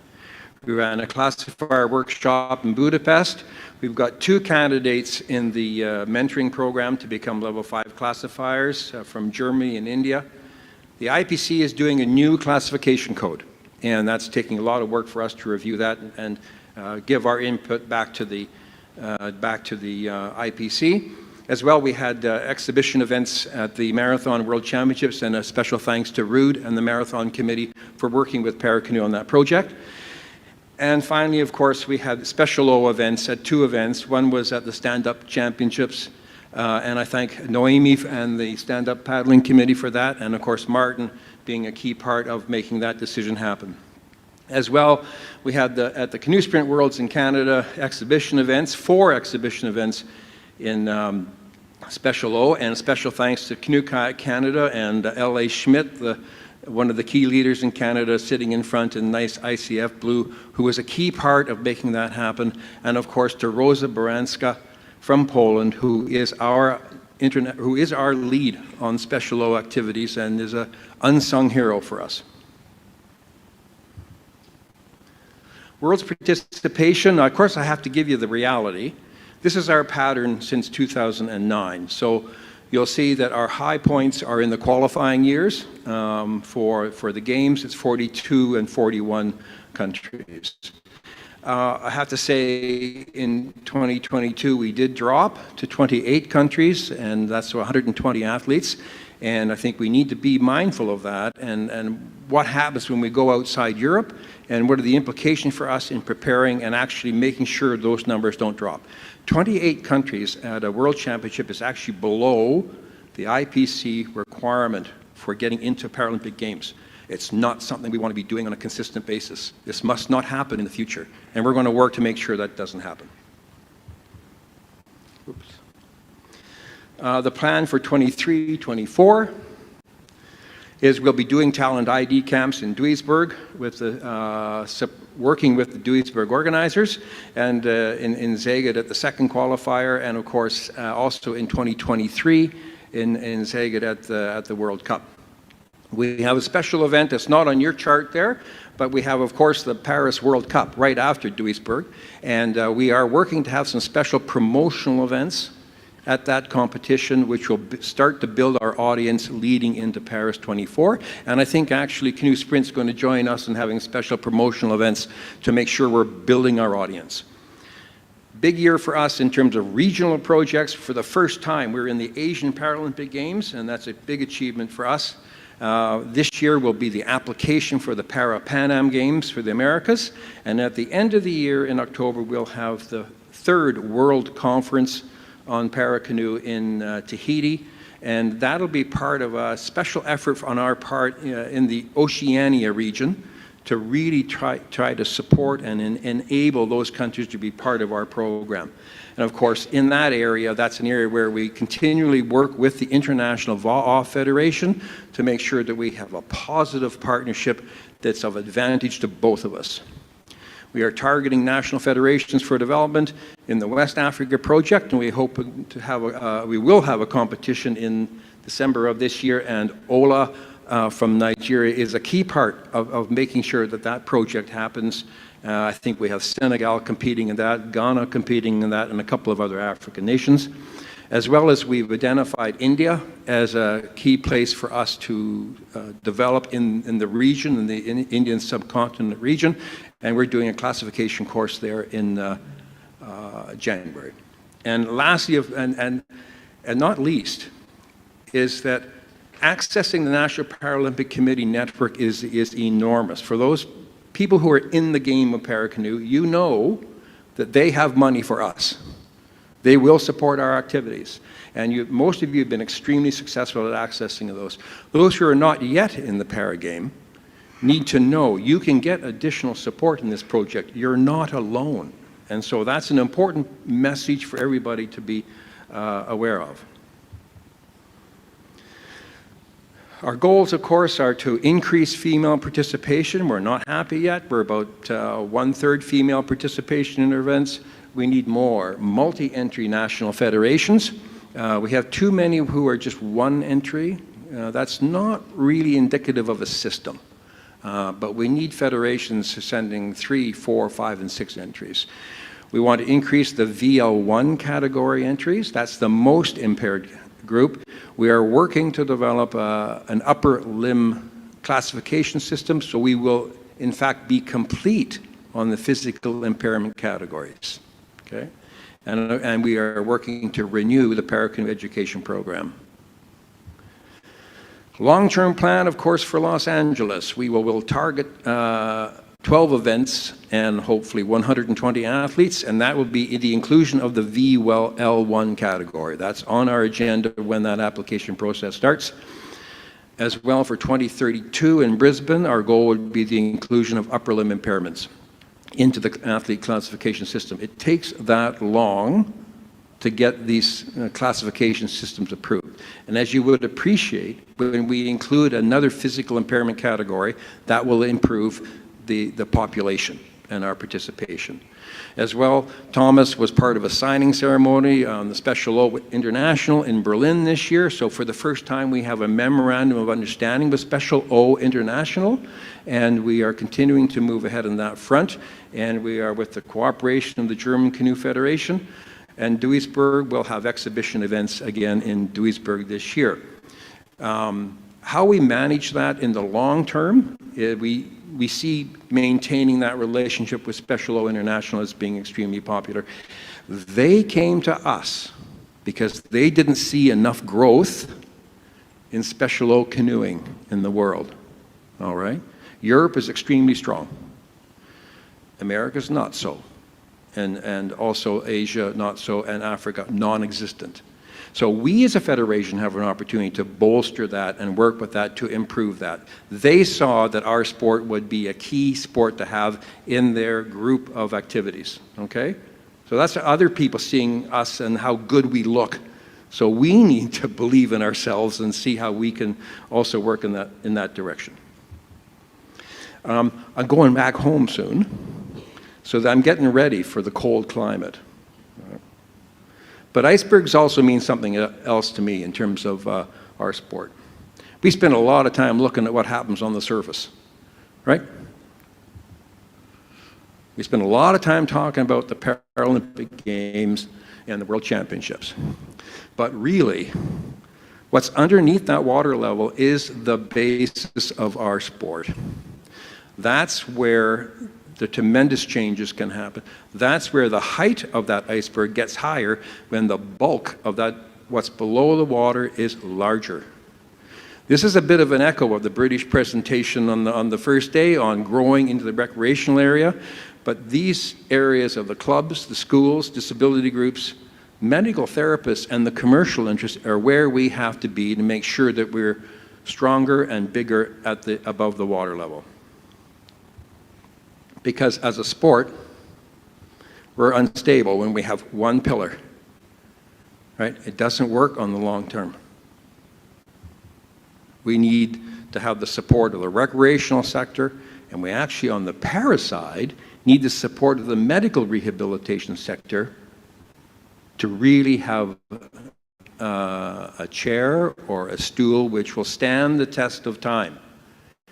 Without those, we are not long-term strong. We're going to be a short-term flash in the pan. And nobody here is interested in being a short-term flash. It is about the long-term and sustainability. Thank you very much.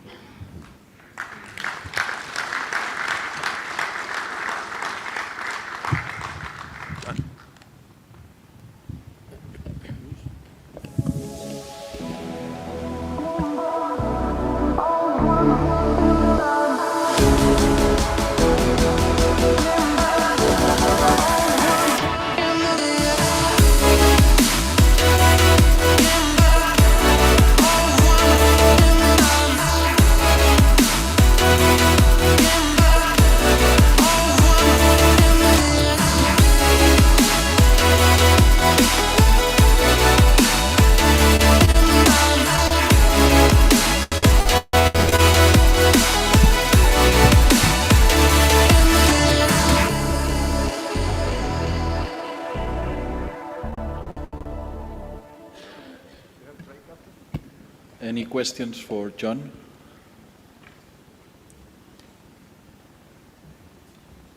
So we're going with the rules? Yeah. Well, yeah. I will, again, thank you, John. I think you build up this Paracanoe activity inside the ICF since many years. We are together in this board for many years, and I think we all here understand that without you that has been a much more difficult track, so thank you very much. Thank you very much for your inclusion, and I think I would like to highlight what you said in your presentation about Special Olympics. This memorandum signed in Berlin with Thomas inside, I think this is us moving one step forward again, as you said, and I think this is quite inclusive, and we're looking as an inclusive organization, and it's not about looking as inclusive, it's being an inclusive organization, so thank you.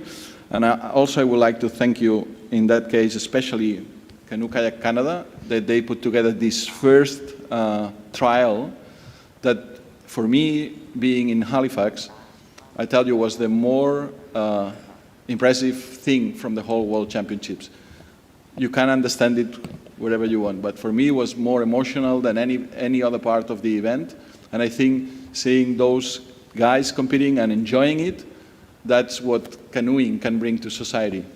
Excitement and adding value to lives of people that in that case has different difficulties on their lives. So thank you very much, Canoe Kayak Canada. Thank you, John, for your job on that. And I think, as you said, that's linking, and I'm going back to the discussion yesterday on the afternoon about recreational link. That is linking us with the recreational activity. That it's showing the recreational paddlers that we are doing something for the society. So I think we are in a good track here. Thank you again, John. Thank you again, Canoe Kayak Canada. Thank you, Lewis. Now we'll move to the Paracanoe rules with Martin. It's me again. I think you need fresh coffee, do you? Same to me, yeah. So I'll try to be quick. Richard promised to give us a chance to have a fresh coffee after these rules. A very few for the Paracanoe. The first one is in regards of the officiating of the Paracanoe competitions, rules 2.2.2 and 13.6.2. As you know, the Paracanoe don't have officials ITOs, and their competitions are run by Canoe Sprint ITOs. For that reason, John and the committee, they proposed to have Paracanoe representative in each Paracanoe ICF competition. The ICF board is in favor of changing these two rules, the amendment. And correct me if I'm wrong, John, that it's only for the Paracanoe races during the Canoe Sprint competitions you have a Paracanoe representative. That's correct. Thank you. Okay, then we go to next slide.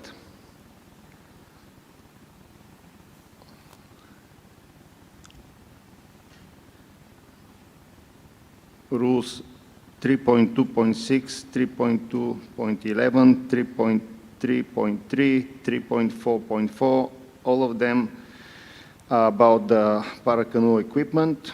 It's additional clarification and some additions for get more detailed description of the Paracanoe equipment, what can be used and what cannot be used. In general, it doesn't change the rules, just adding more clarification. And the very last slide for Paracanoe rule changes, it's adding penalties to the chapter. It's the rule 10.6.2. Can you have next slide, please? Yeah. It's disqualification based on the not being in line with the Paracanoe equipment. Those rules are not in Canoe Sprint, they're additional, and that's why we need some additions, that disqualification if they don't use the proper equipment for the Paracanoe. All the rules are approved by the ICF Board of Directors, and they're in favor. So can we go for voting? If there's no questions, like Thomas, I don't have to ask for questions, but still. Any questions, comments about the Paracanoe rule changes? So, John, you want to make a comment? That's the previous one. But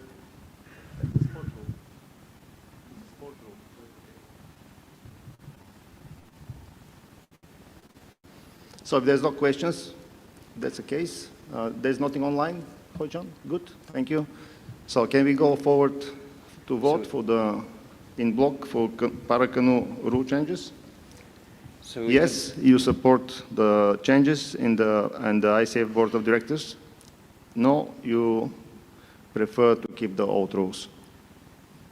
Thank you. Right, can now open the votes. Do you approve all changes to the Paracanoe rules?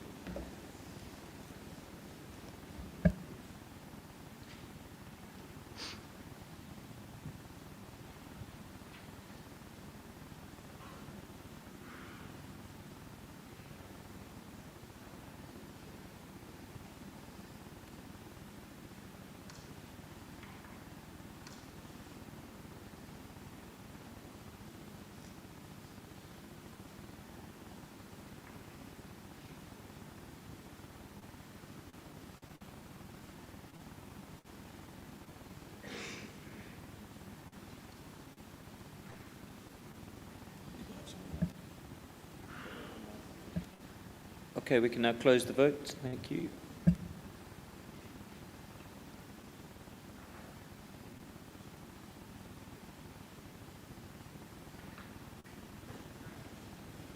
Okay, all approved. Thank you. Thank you, everyone.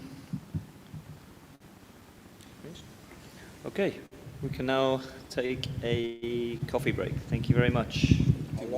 We have listening 20 minutes. It's now. But please be in time back. 20 past 11.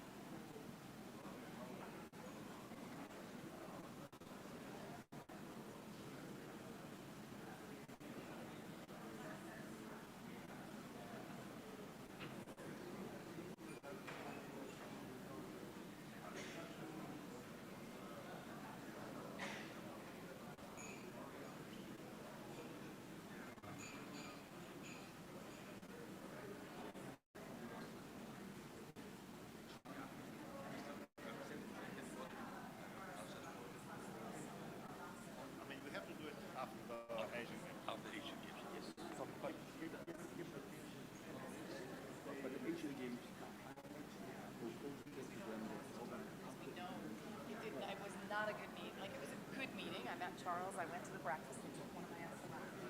Okay.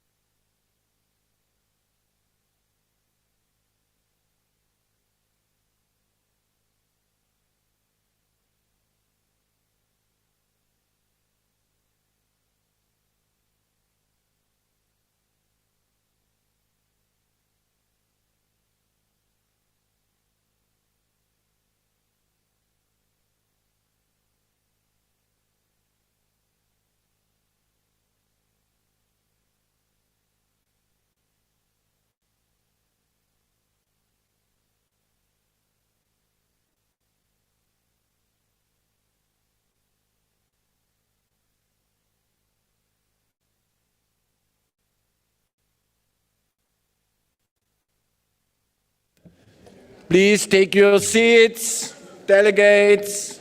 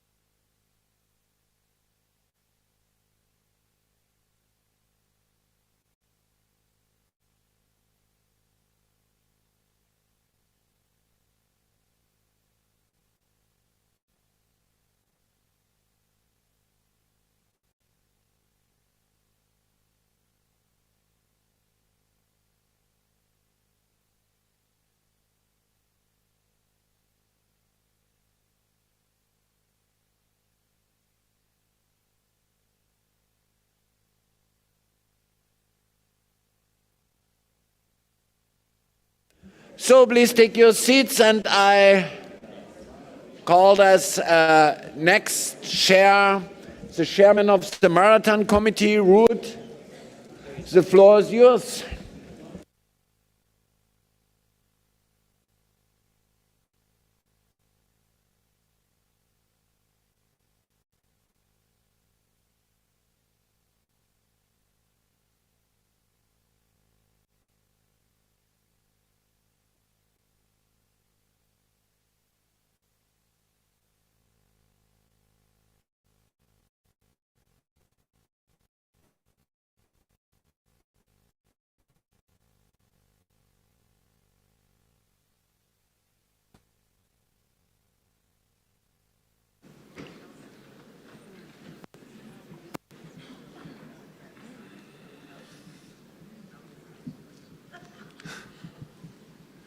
Good morning, everybody.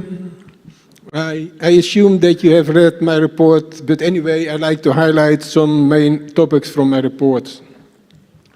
I want to start with some pictures to show what marathon is.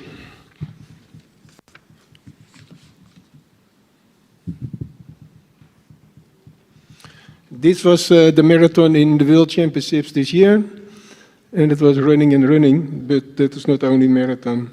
We saw there an outstanding, well-organized World Championships in Ponte de Lima in Portugal. Next one, please.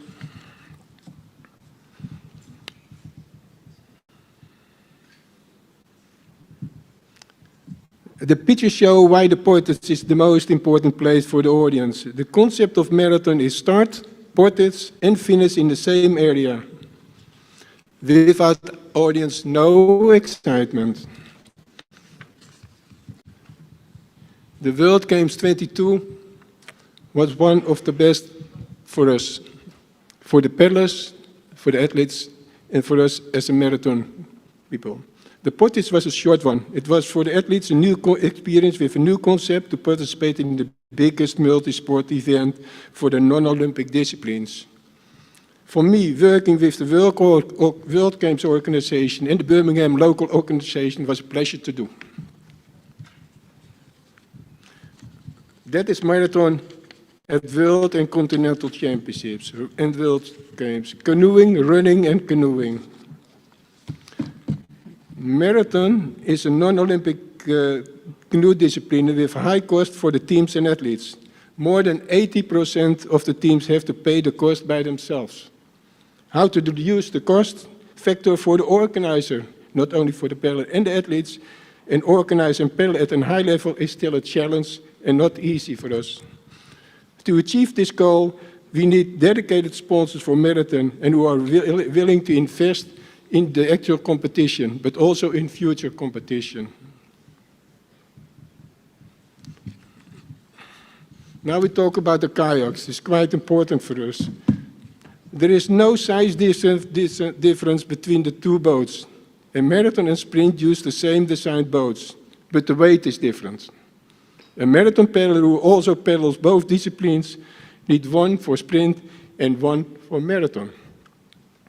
Length and width, all dimensions are determined by the ICF, as is weight. For the global development, it is necessary that the boats have the same equal weight, so that we achieve what we want, more participants. In the same boat, the same weight in both disciplines, sprint and marathon, that is a win-win situation.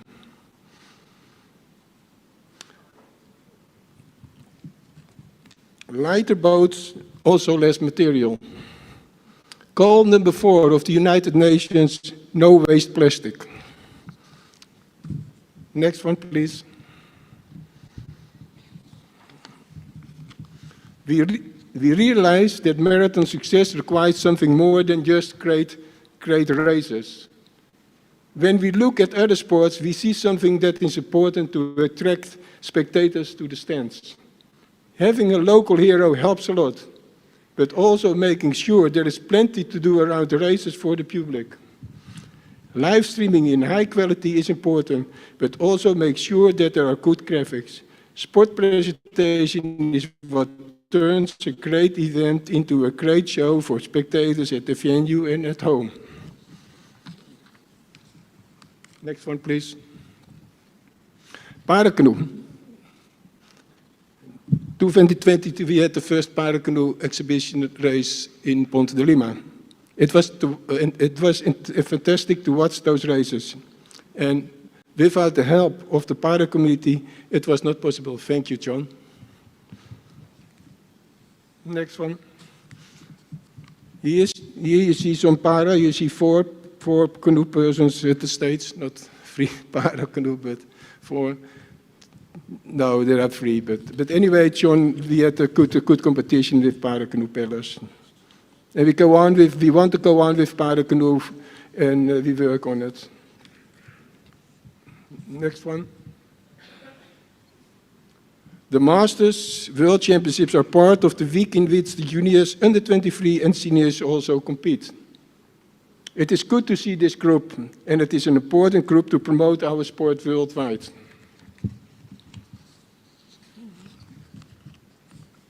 So they are still fit for the futures, the Masters. Next one. We suffer a little bit with the number of entries in the C1, on the C1, in the C classes, but it is up to the marathon committee to ensure that the number increases. And we will do everything we can in the coming period to ensure that we get more boats on the water in this boat class. The outcome will be further discussed at the upcoming CAM meeting at the end of January. Next one. Development. For us, the development is always successful for marathon. To establish marathon as a discipline in the participant is very important for us. The tip pellets can play an important role for marathon in their country. That's quite important for us. Not only that they're coming to the World Championship, but also that they can play a role in their own country. Thanks, Cecilia and Sebastian, for your help. Next one. The future is important for us also. We are convinced that the short distance juniors will give the juniors an interesting races, but also for the audience, and to add a new exciting race to the program. We come with a proposal for the 24 Congress with this. The World Games is very important for us, and we have to work very hard to make to have good competition in the World Championships.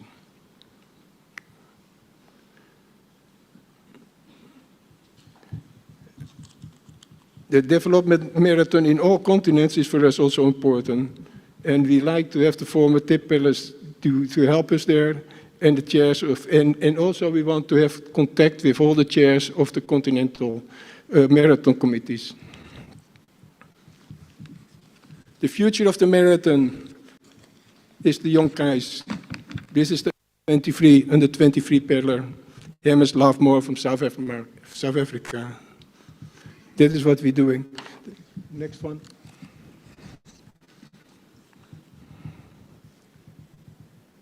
In 26, we have the first combined World Championships marathon and stand-up paddling in Sarasota, Florida. We were working with the subcommittee to make an exciting program.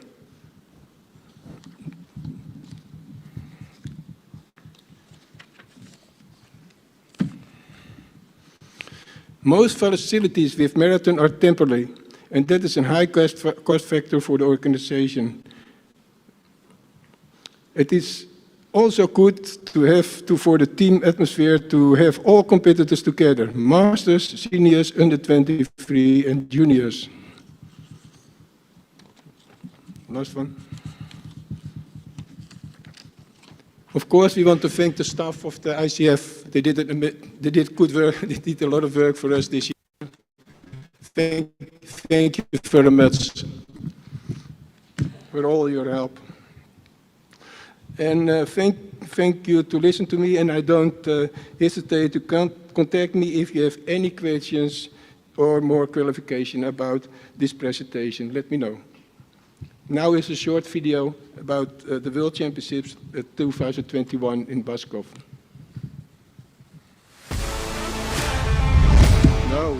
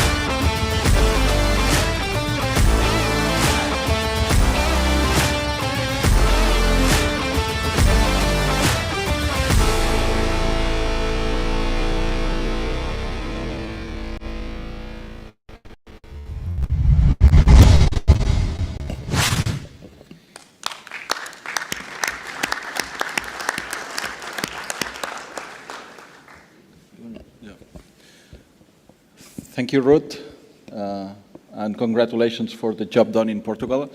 I use the opportunity as well, again, to congratulate the Portuguese National Federation for this event that they put together with our technical committee. I think the figures that we had on streaming were impressive from this event, one of the biggest in the whole season.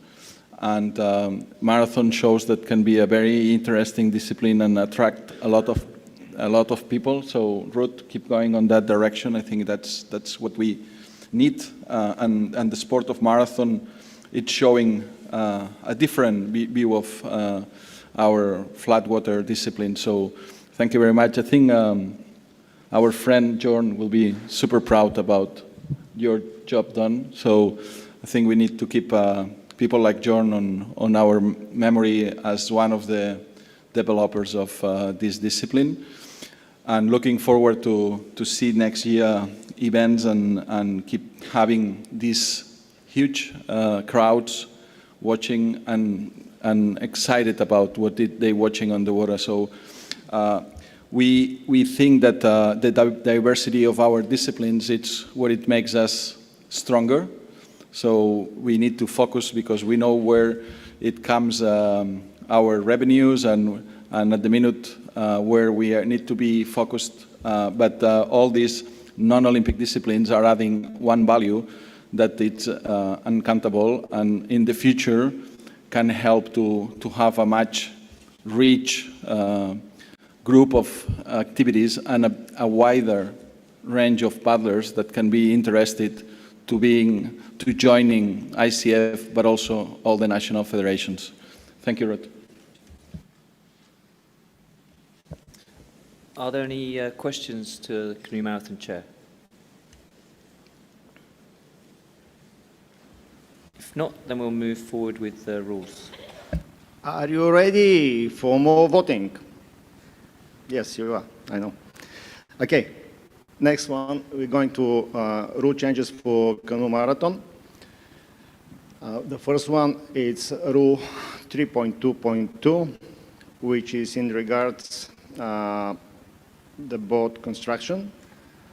The first year, from last year, we have a rule change, which is not anymore concavity, any concern about concavity of the boats, and some manufacturers will start talking about producing catamaran-type boat, and the committee, the marathon committee, they are concerned about this, and they propose a rule that it's only allow monohull construction. The same rule we implemented in Canoe Sprint, and that principle was approved by you. The next one, please. It's only changed the name of the distance from standard to long, because other one is short. To have the same terminology, long and short. That's the rule 4.1.3.a, which is approved by the board. And next one, it's adding women canoe for under 23 age group.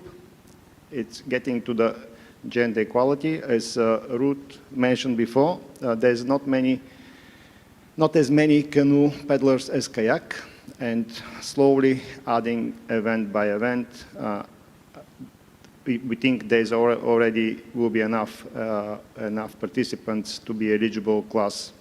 That's why the committee proposing to add women canoe under 23. The ICF board is in favor of this change. Next slide, please. It's the rules 12.6, 12.6.1, 12.6.2. It's same as other disciplines like canoe sprint, canoe slalom, and I believe other disciplines share the cost of the ITO's travel for the World Championships.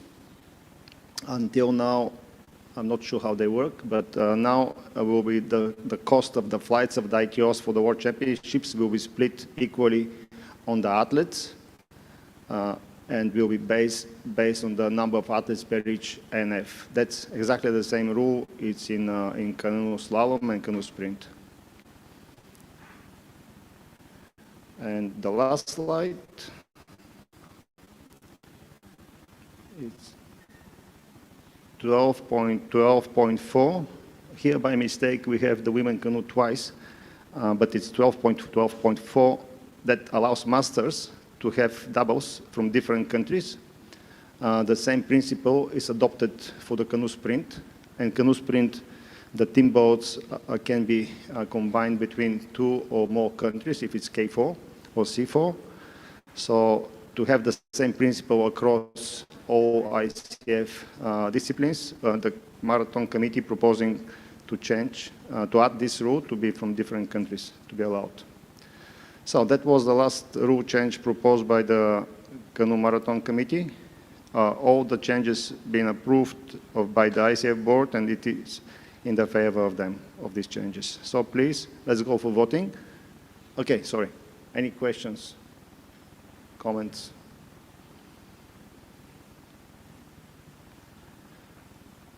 Hochan, any online? None? Okay, if that's not the case, please let's go forward for voting.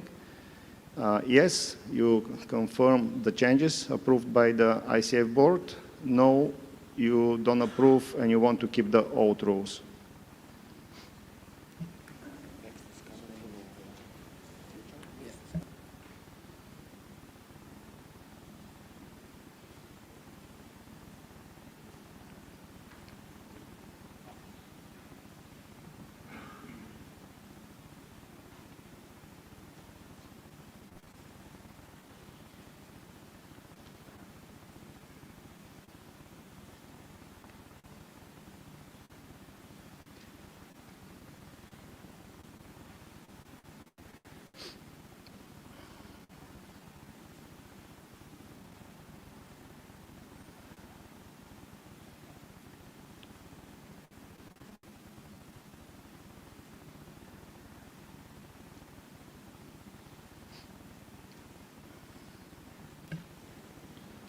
Okay, we can now close the voting. Thank you.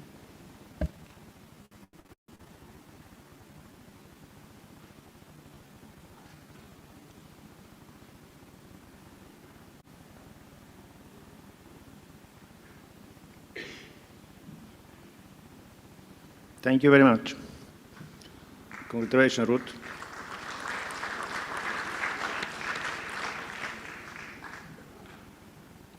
So next one is Colin. Is that right, Secretary General? Then I call Colin to present the ocean race presentation rule changes as well with Martin together.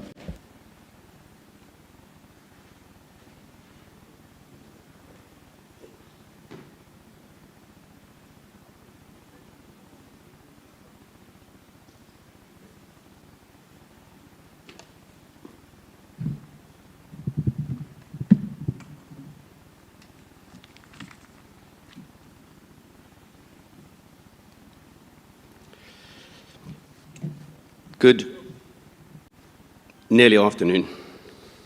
There's so many distinguished guests and canoeing heavyweights in this room that if I started to greet everybody, it would take all morning. So I'll just keep it simple and say, Thomas and colleagues, the original brief we were given was to put together a quick 5 minutes speech, and not to be too elaborate. When I saw what my counterparts came up with yesterday, I had a mad last-minute rush around and had the ICF staff on their toes, and we've put something a little bit slightly more elaborate together. That big screen certainly brings up a few imperfections, doesn't it? A brief introduction. My name's Colin Simpkins. I'm from South Africa. I'm the newly elected chairman of the Ocean Racing Committee. I've served on the Ocean Racing Committee for the past 8 years. My association with the sport started with surfing, believe it or not, same as Bridget, which led to participation in surf life-saving events, including short surf ski races. When I went to university, I started to paddle more competitively. It was back in the days of apartheid in South Africa, and the country faced sports boycotts. And due to this sporting isolation, there was very little incentive for our paddlers to specialize in any specific discipline. So our national paddling calendar ended up being divided into a number of sections, and we all ended up doing a multitude of disciplines. My paddling career has consisted of participation in canoe polo, slalom, and sprints. On readmission to international competition, I was selected to represent my country at wild water. I've participated in numerous world championships in marathon and ocean racing, and even represented South Africa twice at the World Rafting Championships. My passion for the majority of my paddling career, however, as with most South Africans, lies in long-distance river marathons.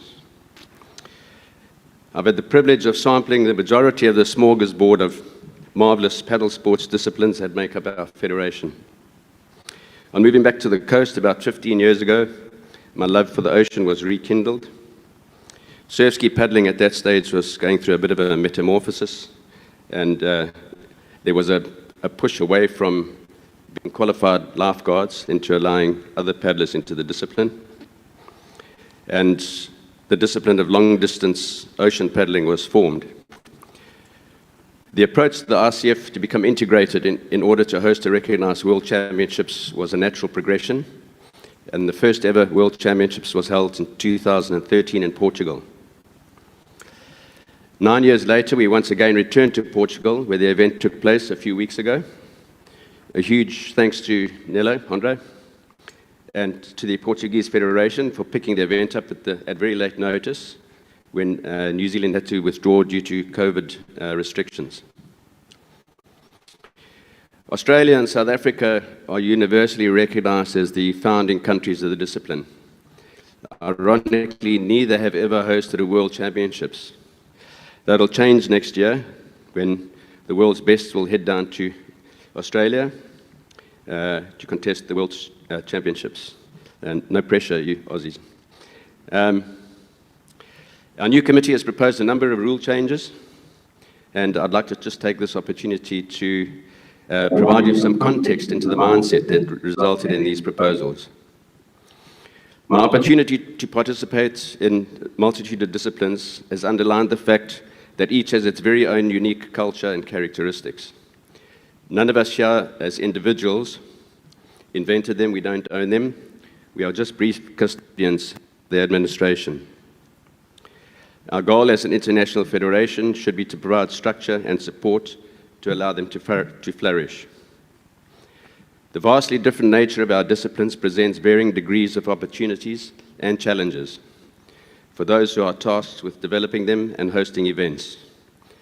Very few disciplines does this apply to more than ocean racing.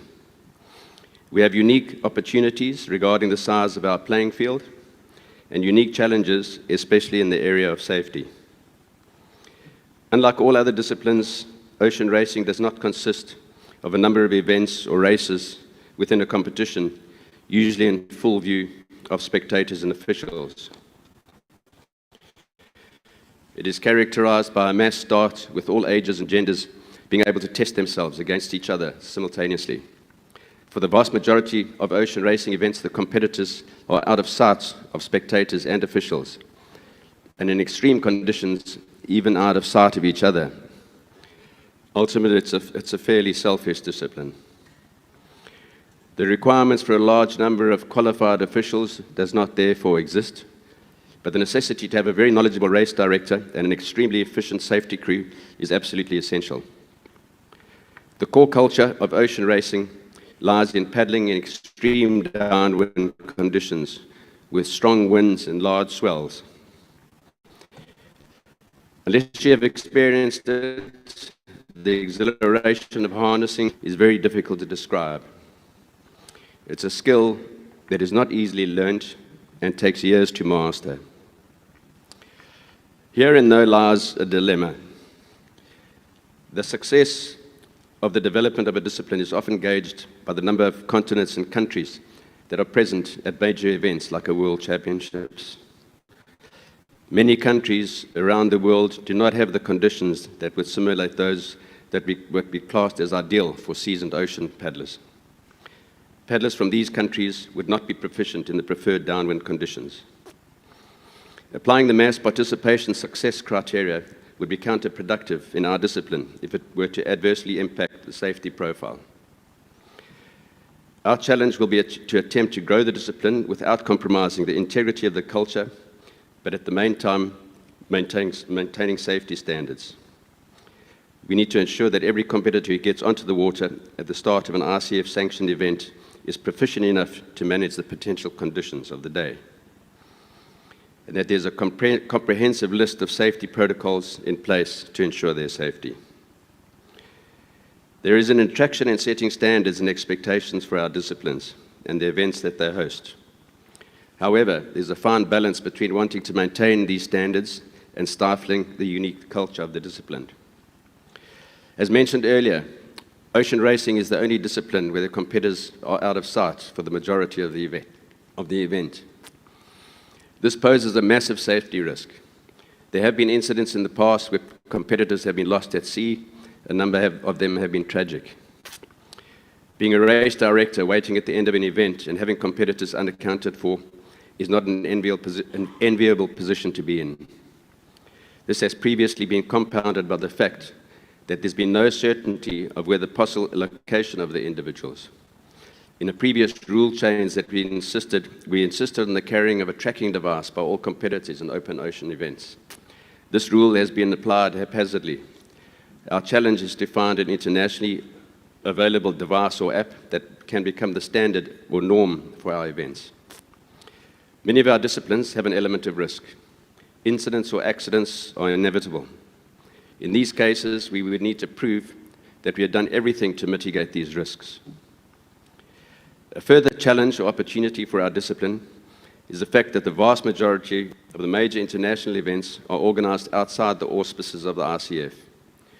For there to be any incentive for these private individuals and organizations to join our family, we need to be seen to be in a position to add value to their event, maintaining standards without being overly demanding.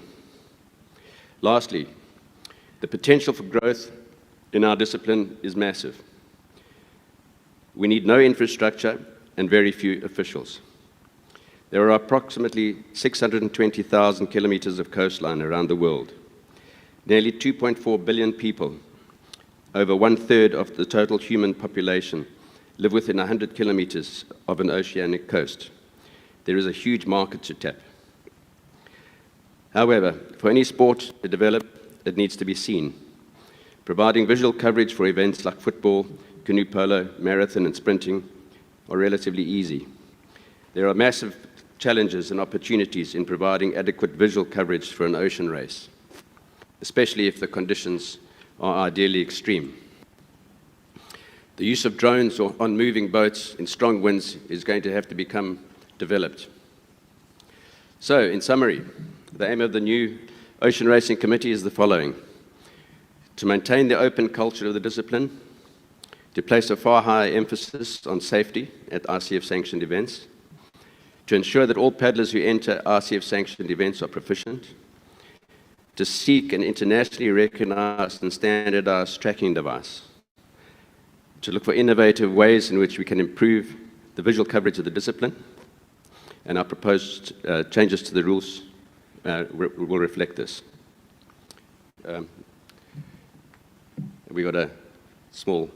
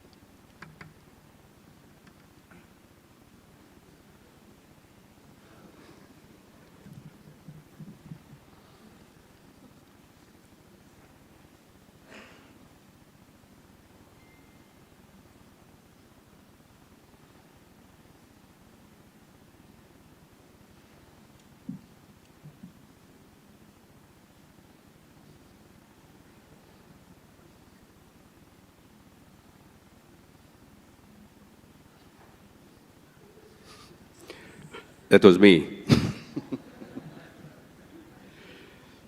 Okay, thank you for your time, and Are there any questions?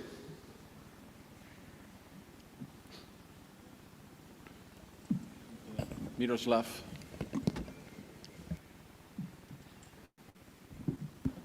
This is my last question, don't worry.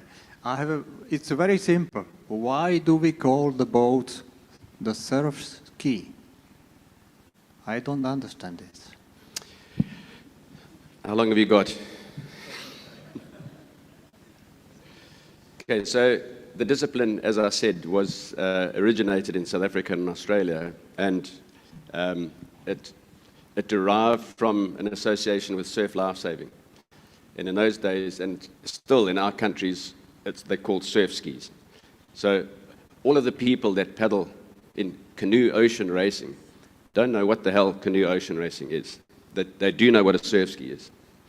But for reasons outside of our control, we aren't allowed to call it a surf ski race. We have to call it something else, which we proposed a change to. So, does it answer your question? There's the second part of answer, political part. There's a Surf Ski Association and Life Saving Association which claims ownership for surf skis. That's why we have to be very careful to call anything in our sport surf ski, then we have another dispute with another organization. We are saying on top boat or whatever, don't use surf ski. So we've also got an issue with ocean racing because there are connotations for sailing events. That's why they've just thrown canoe in front of ocean racing, and our official name for our discipline is canoe ocean racing, when in actual fact no canoe has been ever anywhere near the ocean. So we're desperately trying to toss the canoe from in front of but we can't use ocean racing. So we've made a proposal, and hopefully in years to come it'll be entertained. Any other question? Thank you, Colin. Just to add, thank you to the Canoe Ocean Racing Chairman. We need to kind of establish some sort of rules in our wording. So.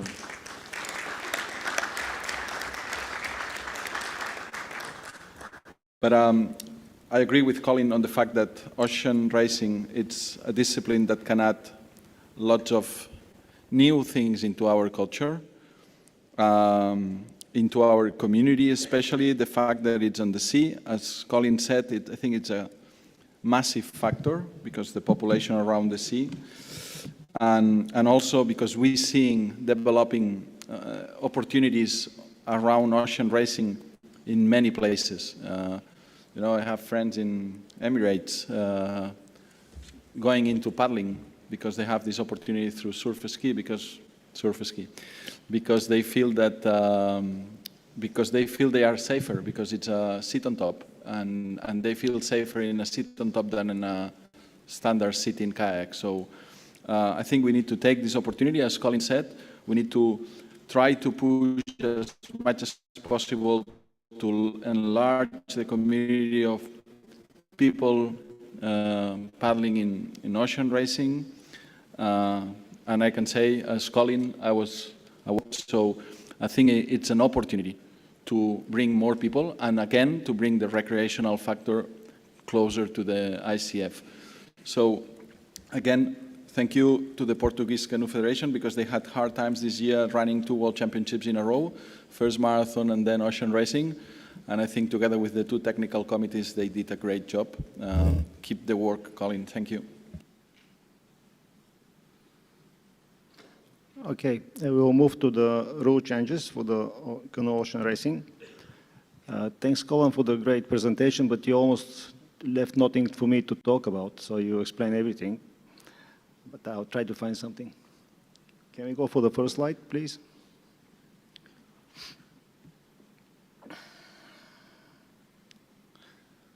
It's a proposal from Spanish Federation to add mixed doubles to the World Championships event.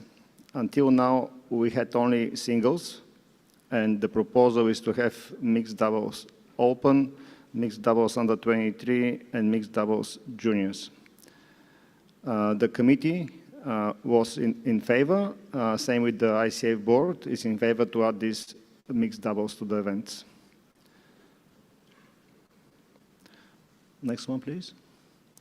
That's another proposal from the Spanish Federation to use for the doubles average age between the athletes, which proposal is in it's opposite than what we use for other disciplines. For other disciplines, we use the youngest paddler. So that principle is approved and adopted for all other disciplines. So we cannot have only one discipline with different principle. That why is the principal rule, and the board is not in favor. So with you voting yes, you support the board not to agree with the proposal. I hope that's clear. All other disciplines, we have different principle. Next set of rules, as Colin explained, 2.1.1, 2.2.2, and 12.2.2 is about the officiating of the competitions. The first one is the same meaning, just changing the name of the competitor to the competitors. The second one is adding a race director, because normal ITO may not have enough experience and knowledge how to run a race in different conditions. And it's quite dangerous if we start the race in the conditions that may cause some problems or injuries or death. So the proposal is to have a race director, a specific ITO race director card, and only under race director ICF competitions can be run in the ocean. And the third one is same meaning with better explanation. Can you go to the next one, please?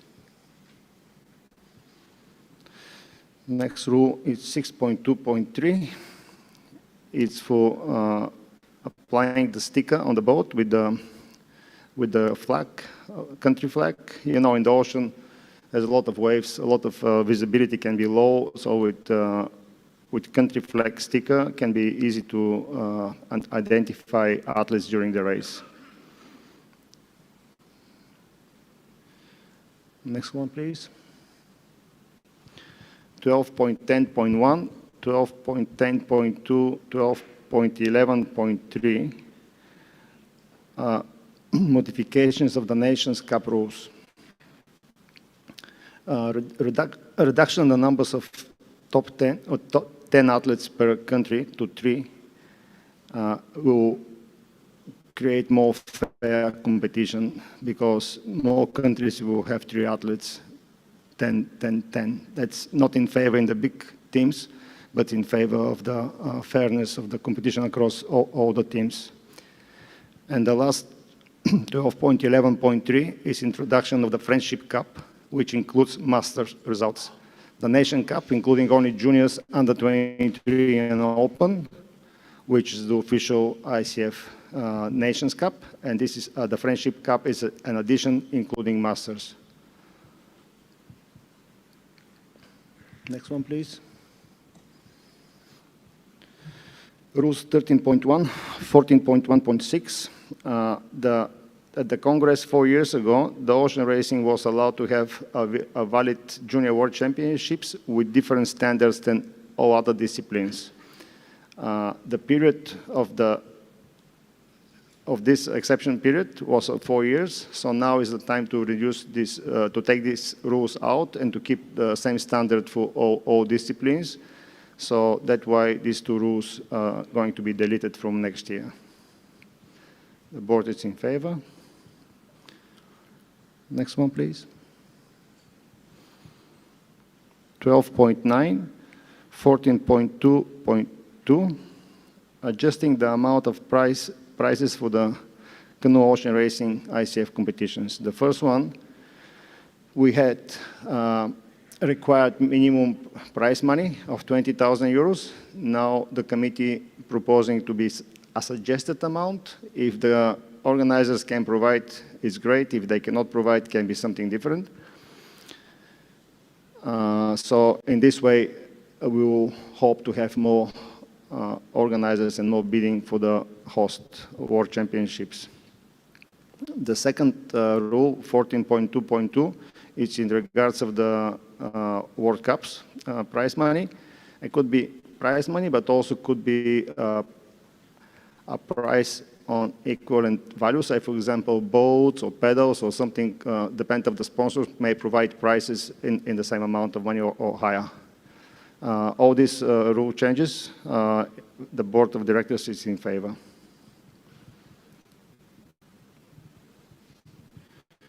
And the last set of rules,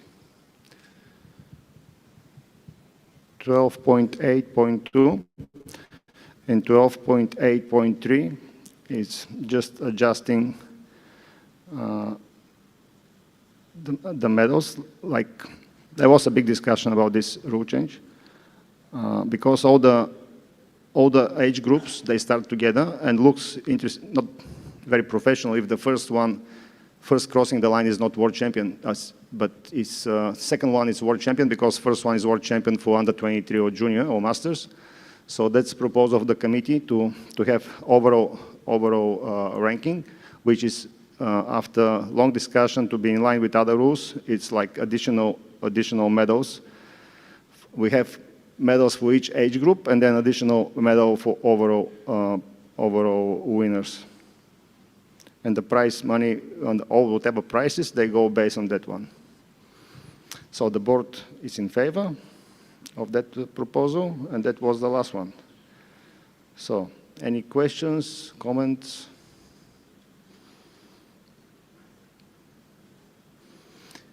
Any online questions? No?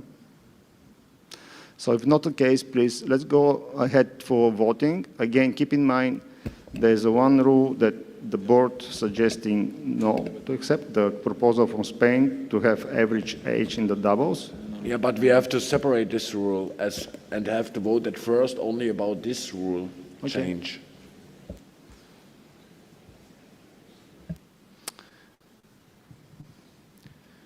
Okay, let's give a little time to the guys to separate this negative rule.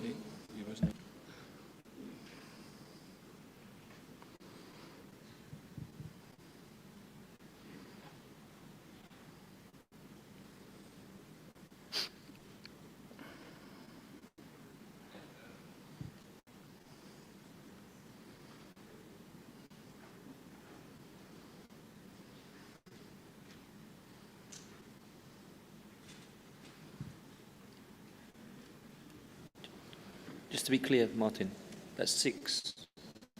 Yeah, that's the rule, yeah. Yeah, 6.3.2. There we go. Vote is open. Okay, so we can pop it on the screen and the vote will be open. Okay, can we show it on the screen? To amend Article 6.3.2 using average age to determine the age group?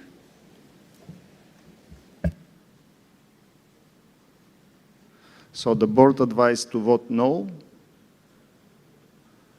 If you vote yes, you support to have different principle than other disciplines.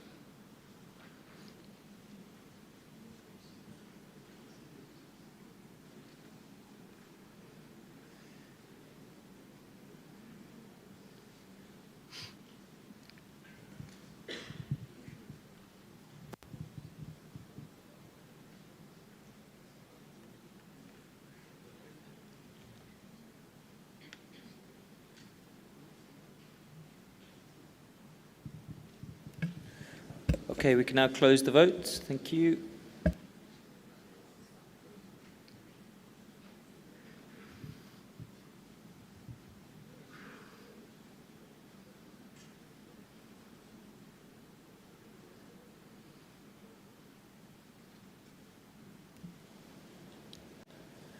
Okay, we can Okay, thank you. Rule change is refused. That means we are taking now this Into the proposal package, yeah. out, and we are voting now about the remaining proposal of rule changes in block.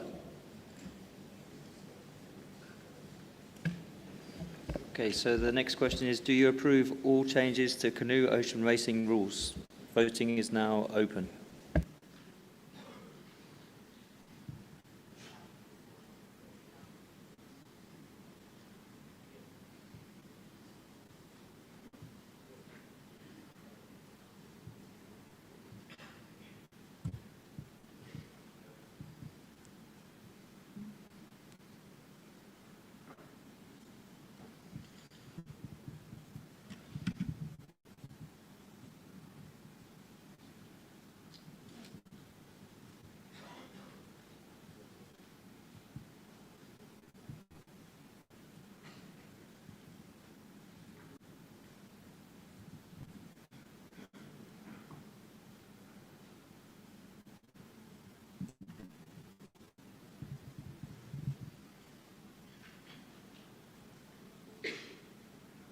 We can now close the vote. Thank you.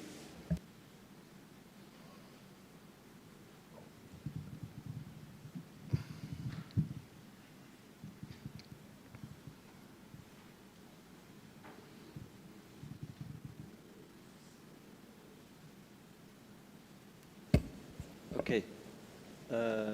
Rule change is approved. Thank you, everyone. Congratulations, Colin. Who's next? Who's next? No, I already did it for fish dressing. Okay, the next discipline is freestyle. Terry? Ah, you're there. Perfect. I couldn't see you down there. Good afternoon, everyone, or evening, or night, or whatever it is now. Terry, can you go a little bit closer to the mic, or speaks up? Okay. Apologies for the brevity of this presentation. They asked me to stick to about 4 to 5 minutes, and foolishly I complied. So I'll speak slowly. If we could go to the first slide, please.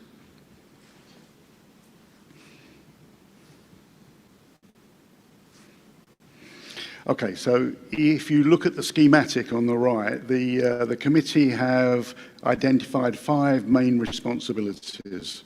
That's events, development, judging, rules and appendices, and communication.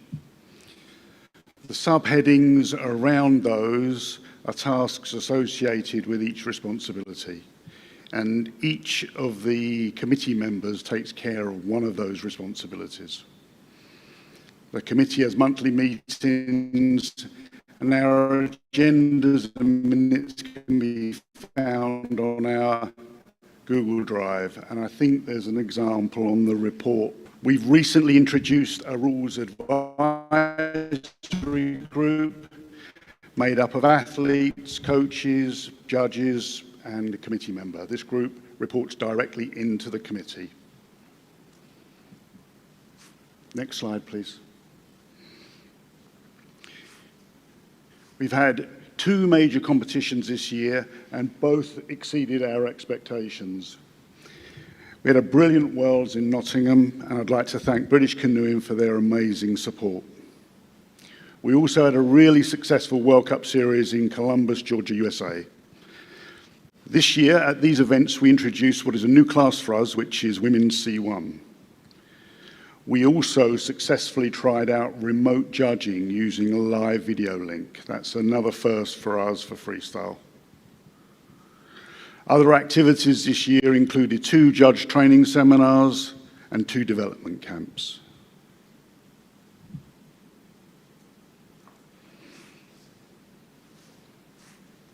What's next? Coming up next year, we have Worlds back in Columbus, Georgia in October, along with more judge training seminars. In 2024, we have a World Cup in Bavaria, followed by a Worlds there in 2025. And just to mention, we're still looking for at least one more World Cup in 2024, if anyone would like to bid. We're also looking at exploring new competition formats along with the potential of more multidiscipline events. Next slide, please. Moving forwards, we see exciting times. We believe there is an opportunity to share whitewater experience with other disciplines, which include the untapped market of the recreation paddler. I think we can also encourage inclusivity by forging links with our Paracanoe community.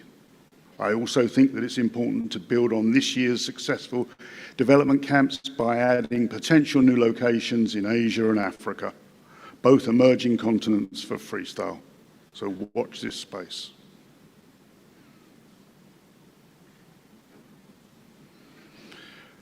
Thank you. That's it for me, but we have got a video for you to watch. And I apologize for the music if you don't like it, but it is very freestyle. All my life I've barely spoken. Your words have been so broken. I've been under your hypnosis. Why did I sip that potion? I'm so done with holy ghosting. My birth, it is an omen. Lay me down up in the ocean until you see no motion. Right now I can barely focus. I'm showing no emotion. On your knees, show your devotion. My skin is black but golden. I'm not here for bragging, boasting. Ain't lying, I've been chosen. Mind is burning, hearts exploding. This is my magnum opus. Are you with me now? Said, are you with me now? Ain't felt this good in a while. They want us to simmer down. Can you hear me now? Am I going in and out? I stop and just look around to see if you're with me now. Tell me, are you with me now? Ready to put it down. Start at the bottom, already forgot them, but they won't forgive me now. You really ain't ready now. You haters just in the crowd. But still I just look around. Are you with me now? Are you with me? Step in the fire, get ready to take it higher. Real coming out your amplified. Y'all want every black man to be rich and proud. Why these weapons up and turn into shy, huh? Cell phone became your brother. Internet replaced your mother. You leaving homies on red. It's no wonder all your friends dead. Jealousy was a centerpiece, so my best friends turned to enemies. Sabotage my identity. Why they wanna treat me like a Kennedy? They wanna affect the legacy. Protect the heart, I cut off the extremities. I'll never be another piece in your recipe for social supremacy. Are you with me now? Said, are you with me now? Ain't felt this good in a while. They want us to simmer down. Can you hear me now?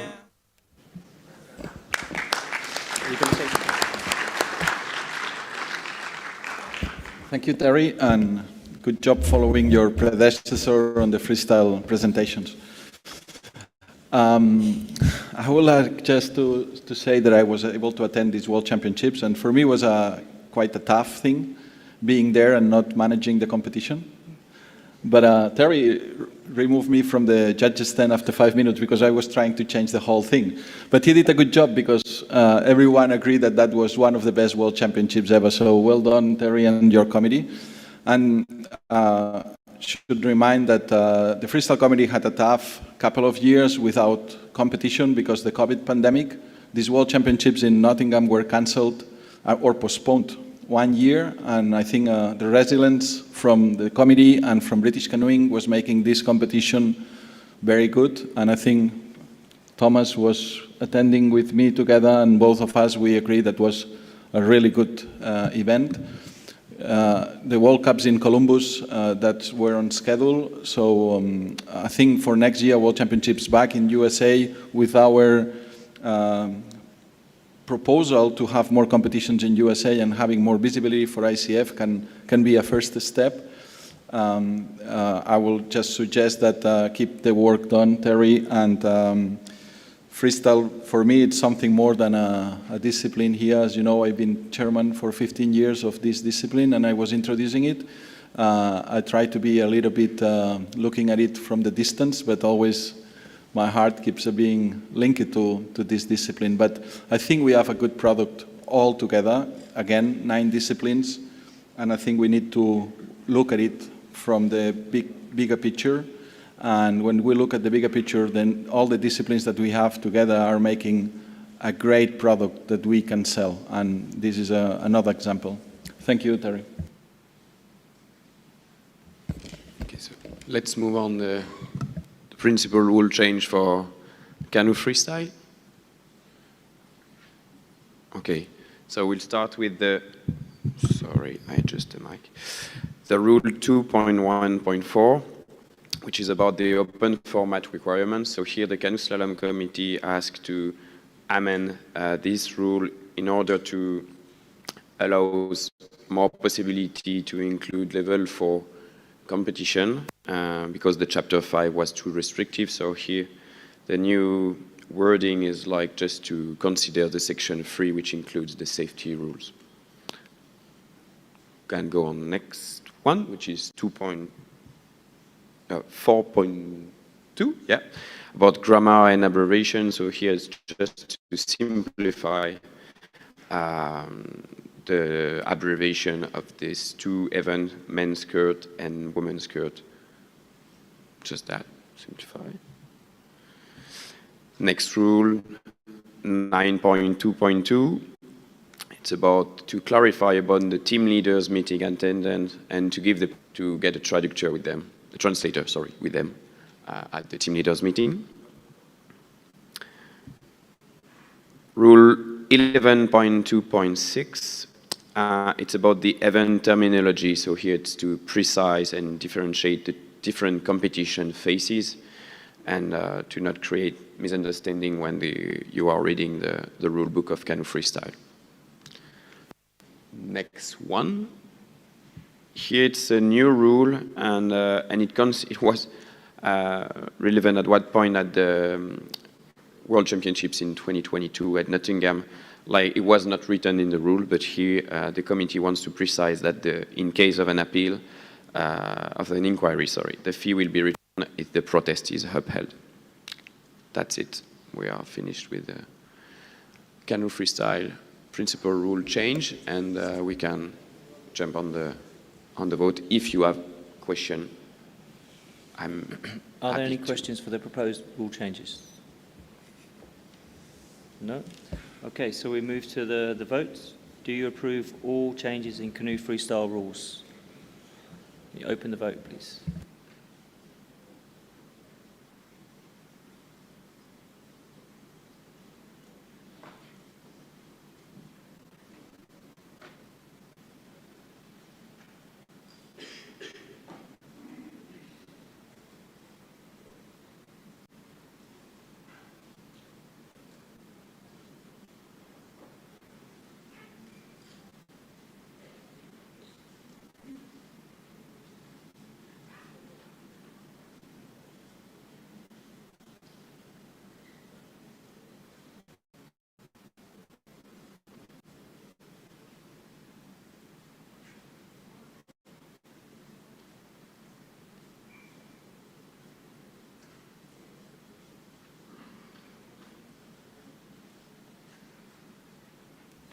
Okay, we can now close the vote.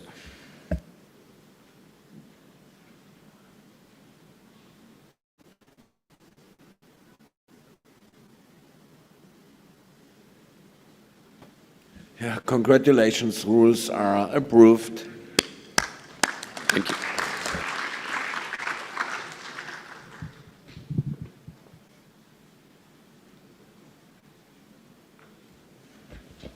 Okay, we will now move to stand-up paddling.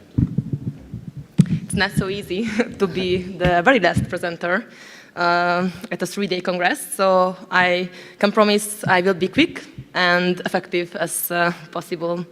So my name is Noemi Horváth, and I'm the chair of the Stand-Up Paddling Commission, which is the youngest discipline in the ICF, and I'm the chair of this discipline for 1 year. Can we start the slides? Thank you. So our commission is quite focused on the interest of athletes, which means that we have active paddlers as members in our commissions, as well as some ITOs and NF representatives. The next one, please. As you know, stand-up paddling industry is a very fast-growing industry in the world. The global market is estimated at 1.5 billion US dollars, and it's still growing. Within the ICF, as you can see, stand-up paddling was the third biggest world championships in terms of participating countries. Partly it is because we have an open entry system which allows individuals to enter the world champs independently. Our short-term plan is to link athletes to national federations and to use the already existing ICF entry system. So this way we would like to extend the paddling community of the ICF. Next one.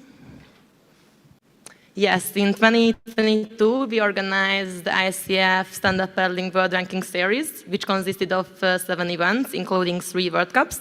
All these 7 events were supported by boat transportation, which is one of the biggest obstacles of participating.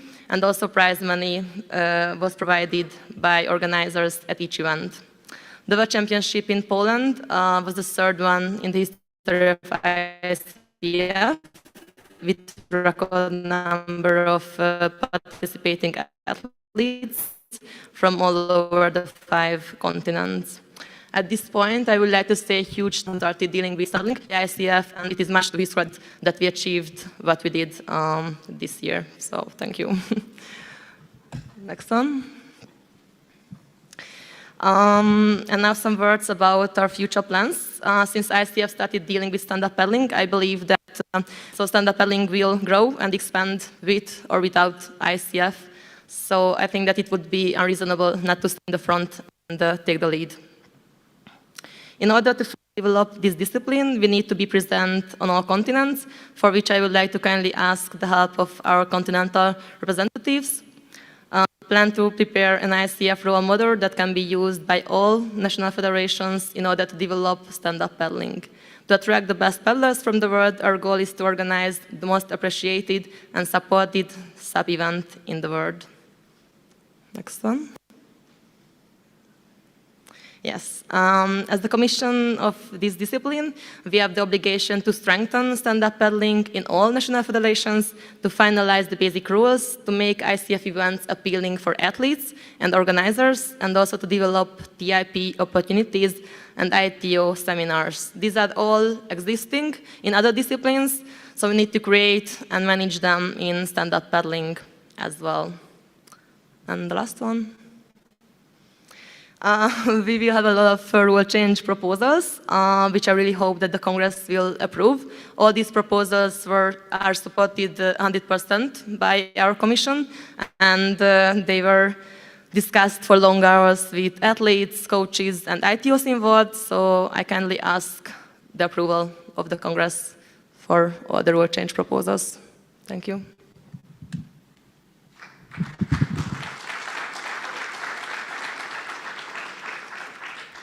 Any questions for Naomi? No questions. So Naomi, thank you. I think you had tough time in Poland trying to run these World Championships in tough conditions, but you succeed, and everybody was very happy about that, so congratulations for that. And as a strategy for the ICF, SUP is kind of a strategic disciplines since the past few years, and I think we need to keep pushing. And I would like to talk to all your delegates to keep doing the hard job that you are doing in your countries to try to have the recognition and try to have competitions of SUP, because it's adding a lot of value. As we have seen a couple of days ago on the British canoeing presentation, how SUP recreational can increase the numbers on memberships and revenues this discipline into national federations. So please keep an eye and keep pushing for that, because that can help to create new revenues. Thank you. And I don't know if everybody got the message yesterday during the reception. The board will today finally approve the host for 2023 Sub-World Championship Thailand, and date is still to be fixed. But this is an information I'm almost sure the board will support this idea, which you can pass with your athletes in your federations, which you can share. Pass to your athletes and share with all your stakeholders which are interested in SUP. Thank you very much. So let's see the video for stand-up paddle. For the record, we ain't trying to go to the stone for you. For the record, lab on me going all the way.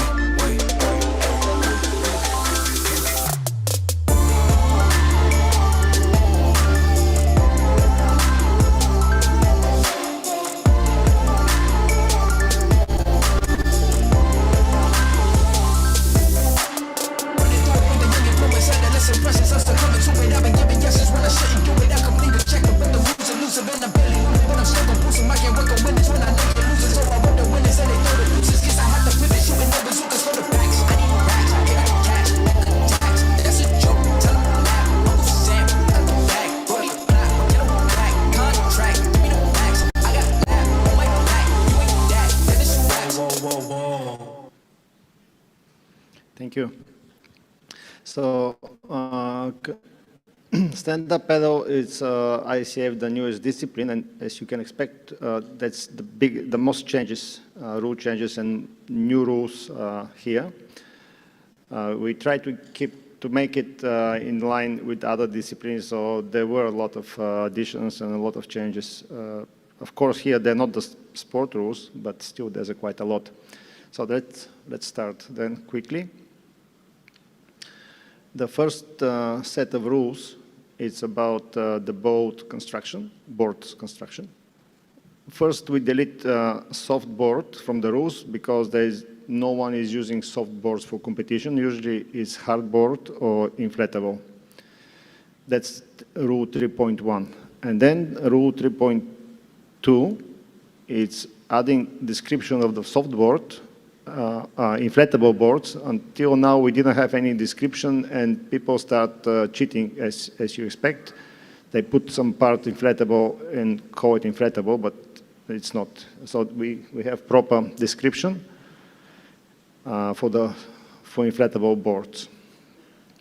That's quite a lot of rules, but that's requires to, as you know, all the board and boats designs.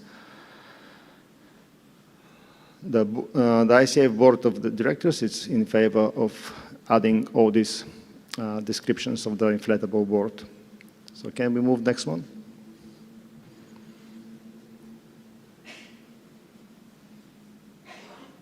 Next slide, please. Rule 9.3.1.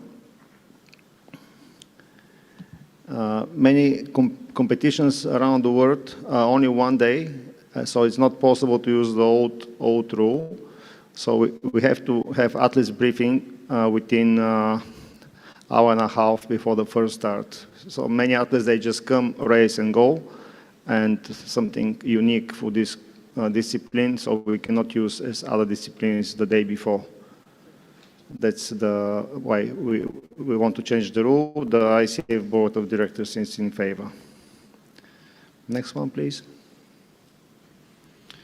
11.1 and 11.1.8, adding the word penalties to disqualification, because there are penalties with seconds, not only disqualifications for some breaching, for some actions that breach the rules, and we have to add penalty to that chapter. The board of directors is in favor. Next one, please.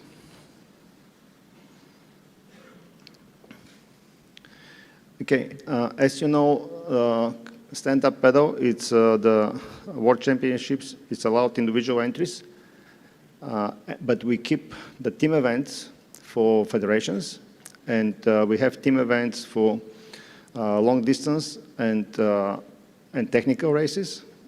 Until now, until this year, we had different teams, like 3 people and 4 people. From next year, the proposal is to have same teams, not to create confusion, and that's why changes, and to make exactly the same, the 2 teams for long distance and technical consist the same people and give the same number of points. Next one, please. 12.12.9 and 12.12.10.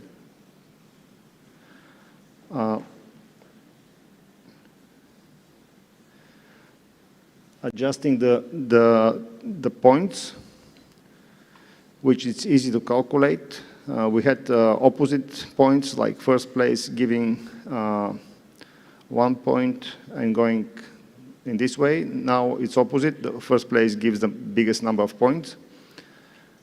Just technical things which is easier to calculate for the timing provider and easier to finish the competition with the nation's points and technique in the team points. So the board, ICF board, is in favor of these changes. Next one, please. That's a change. The junior under 18 until now, they're racing inflatable boards. The idea was to keep cheap equipment for juniors, but a lot of juniors, as you know, they're quite very high level, they're same level as open. So we had a lot of complaints, and the committee decided to change to the hard board for juniors, and then to introduce, as you know before, age under 16, where we will keep the inflatable boards. So that rule change is to use hard boards for juniors instead inflatable how was until now. So the ICF board of directors is in favor of that one. Again. Can we go to the next one, please? Rules 14.1.3, 14.1.5, 14.4.2 is the next set of rules. And guess what? That's the last rule changes for this Congress. So quickly to explain, adjusting the rules for the World Cups, which were not very clear, and about the prize money, about how many competitions, and just nothing new, just make it more clear. And ICF Board of Directors is in favor. And we're coming to the point of questions, comments.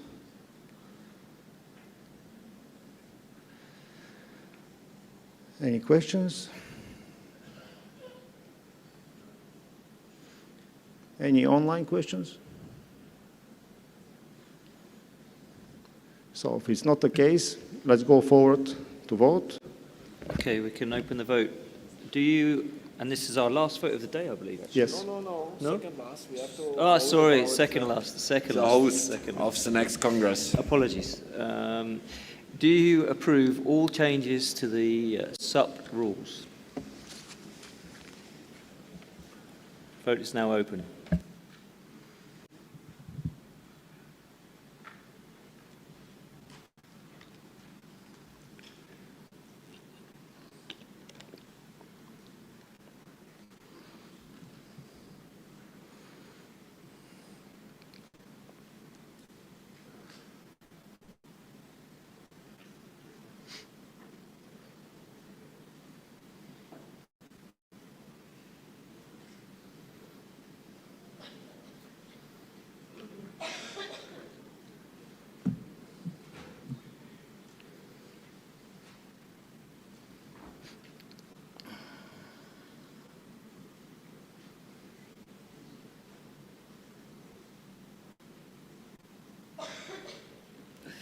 Okay, we can now close the voting, please.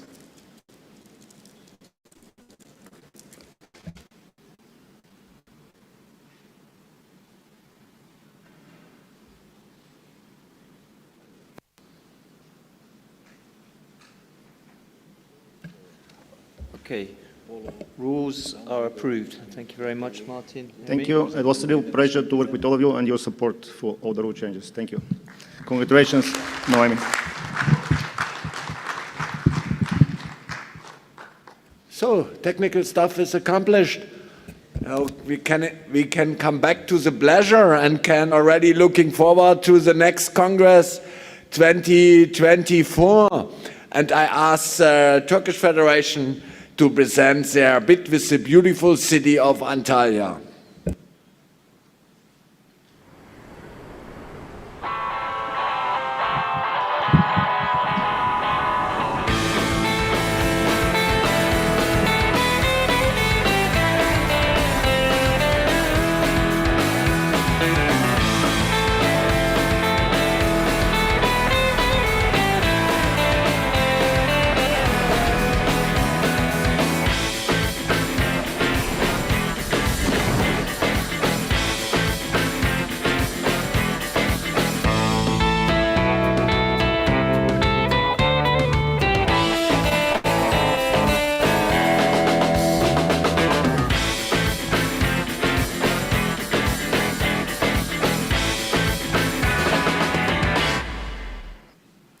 Okay, thank you, Mr. President.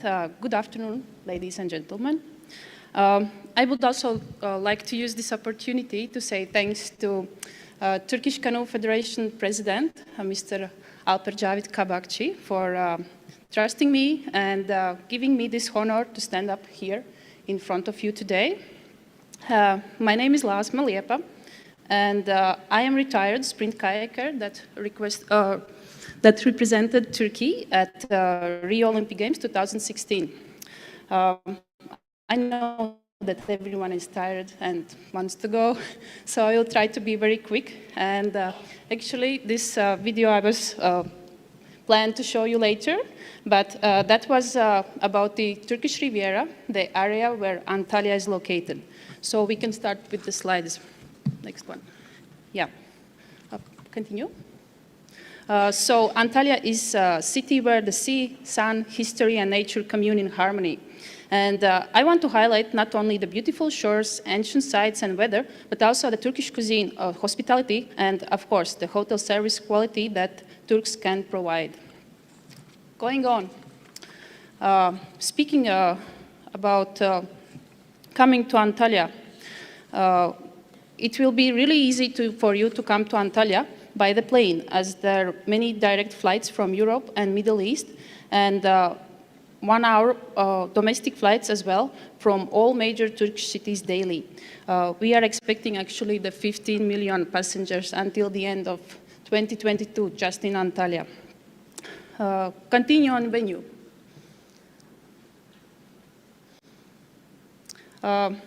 We propose it to be close to airport.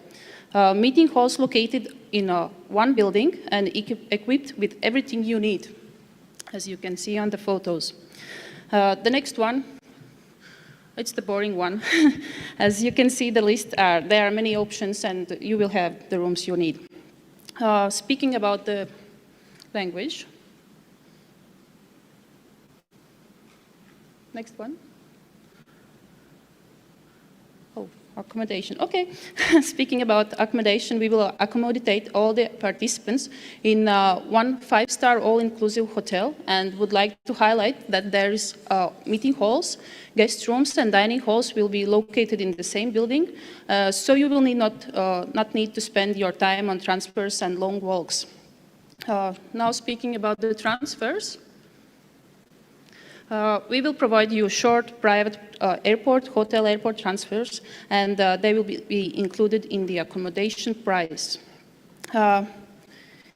Here, the next one, please. Here is a short look to current and few proposal hosts and sponsors of our upcoming Congress. But now I would like to play you one last quick video to feel how is Turkey. Video, please. So, how was Turkey?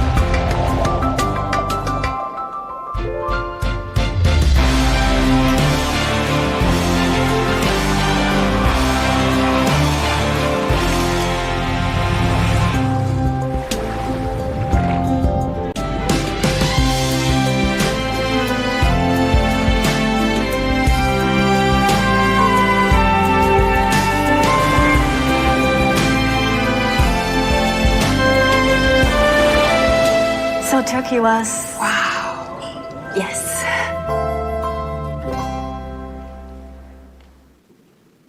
So yes, thank you all for your attention, and we are really glad and looking forward to meet you in Antalya in 2024. See you in Antalya.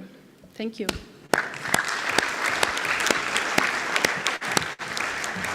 Before we are going to a maybe tricky vote, I want to thank my friend Alpir, president of Turkish Federation, the whole Turkish Federation, for their great hospitality and support when the Russian war started against Ukraine and we had to help the Ukrainian team.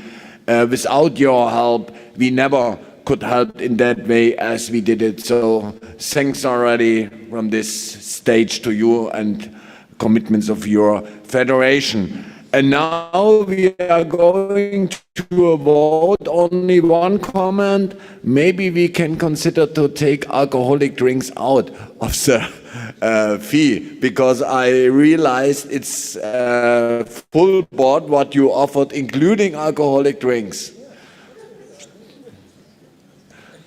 So 30 in the morning. That is also an opportunity. Okay, let's go to the vote.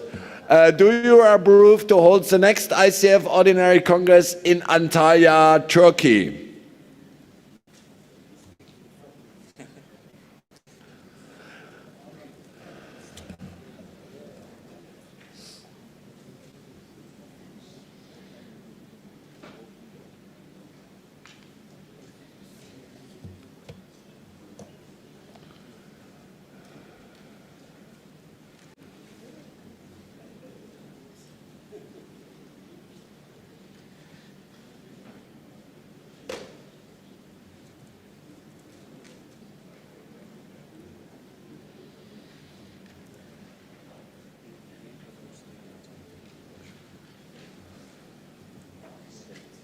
Dates, 2 dates.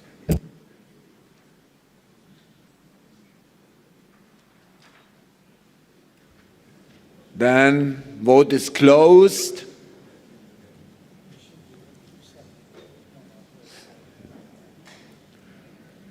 There are 2 dates proposed in November, and we will fix the date until the middle of next year. So, congratulations. We will meet us next time all together in Antalya, Turkey, and we are all looking forward on that.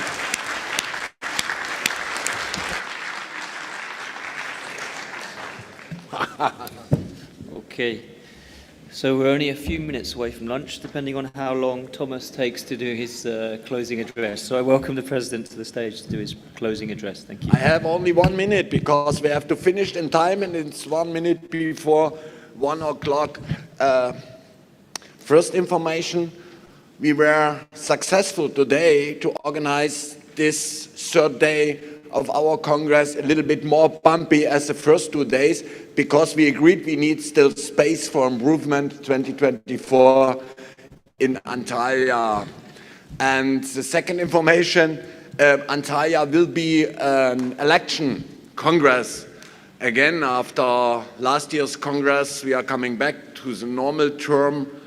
And I can speak for the current leadership and want to inform you already here that we intend to apply again for our positions, because we feel we are not finished our job yet. And we are ready. There's not so many things which are not said during the last 3 days. That's why I think we don't have to. Thanks again, the host here. We said it several times how great it was, and thanks for hospitality. But I want to put focus to say thanks to our staff, because in the background since weeks, the staff of ICF did really a lot, and you did a really, really great job. We all appreciate that.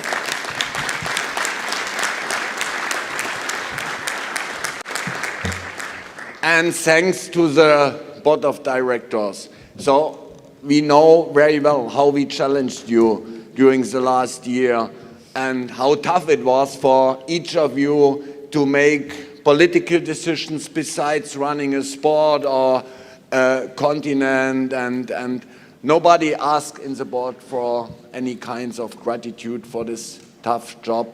And I think you don't expect that because you are doing this with passion for our sport, thanks to your hard work this year.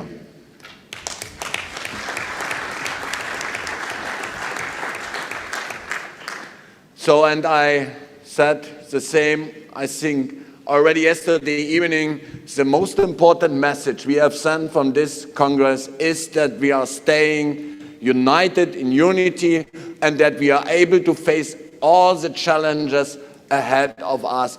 And I think that will be noticed in the world of sport. And now I can close the Congress 2022 with our slogan, let's always moving forward. Thanks for your contribution.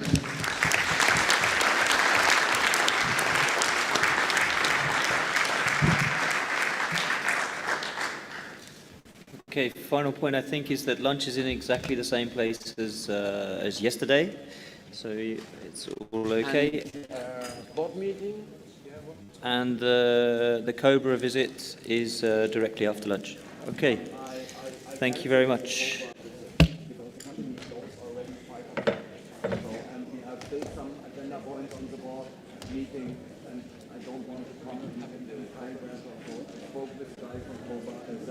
That we cancel this trip to his company.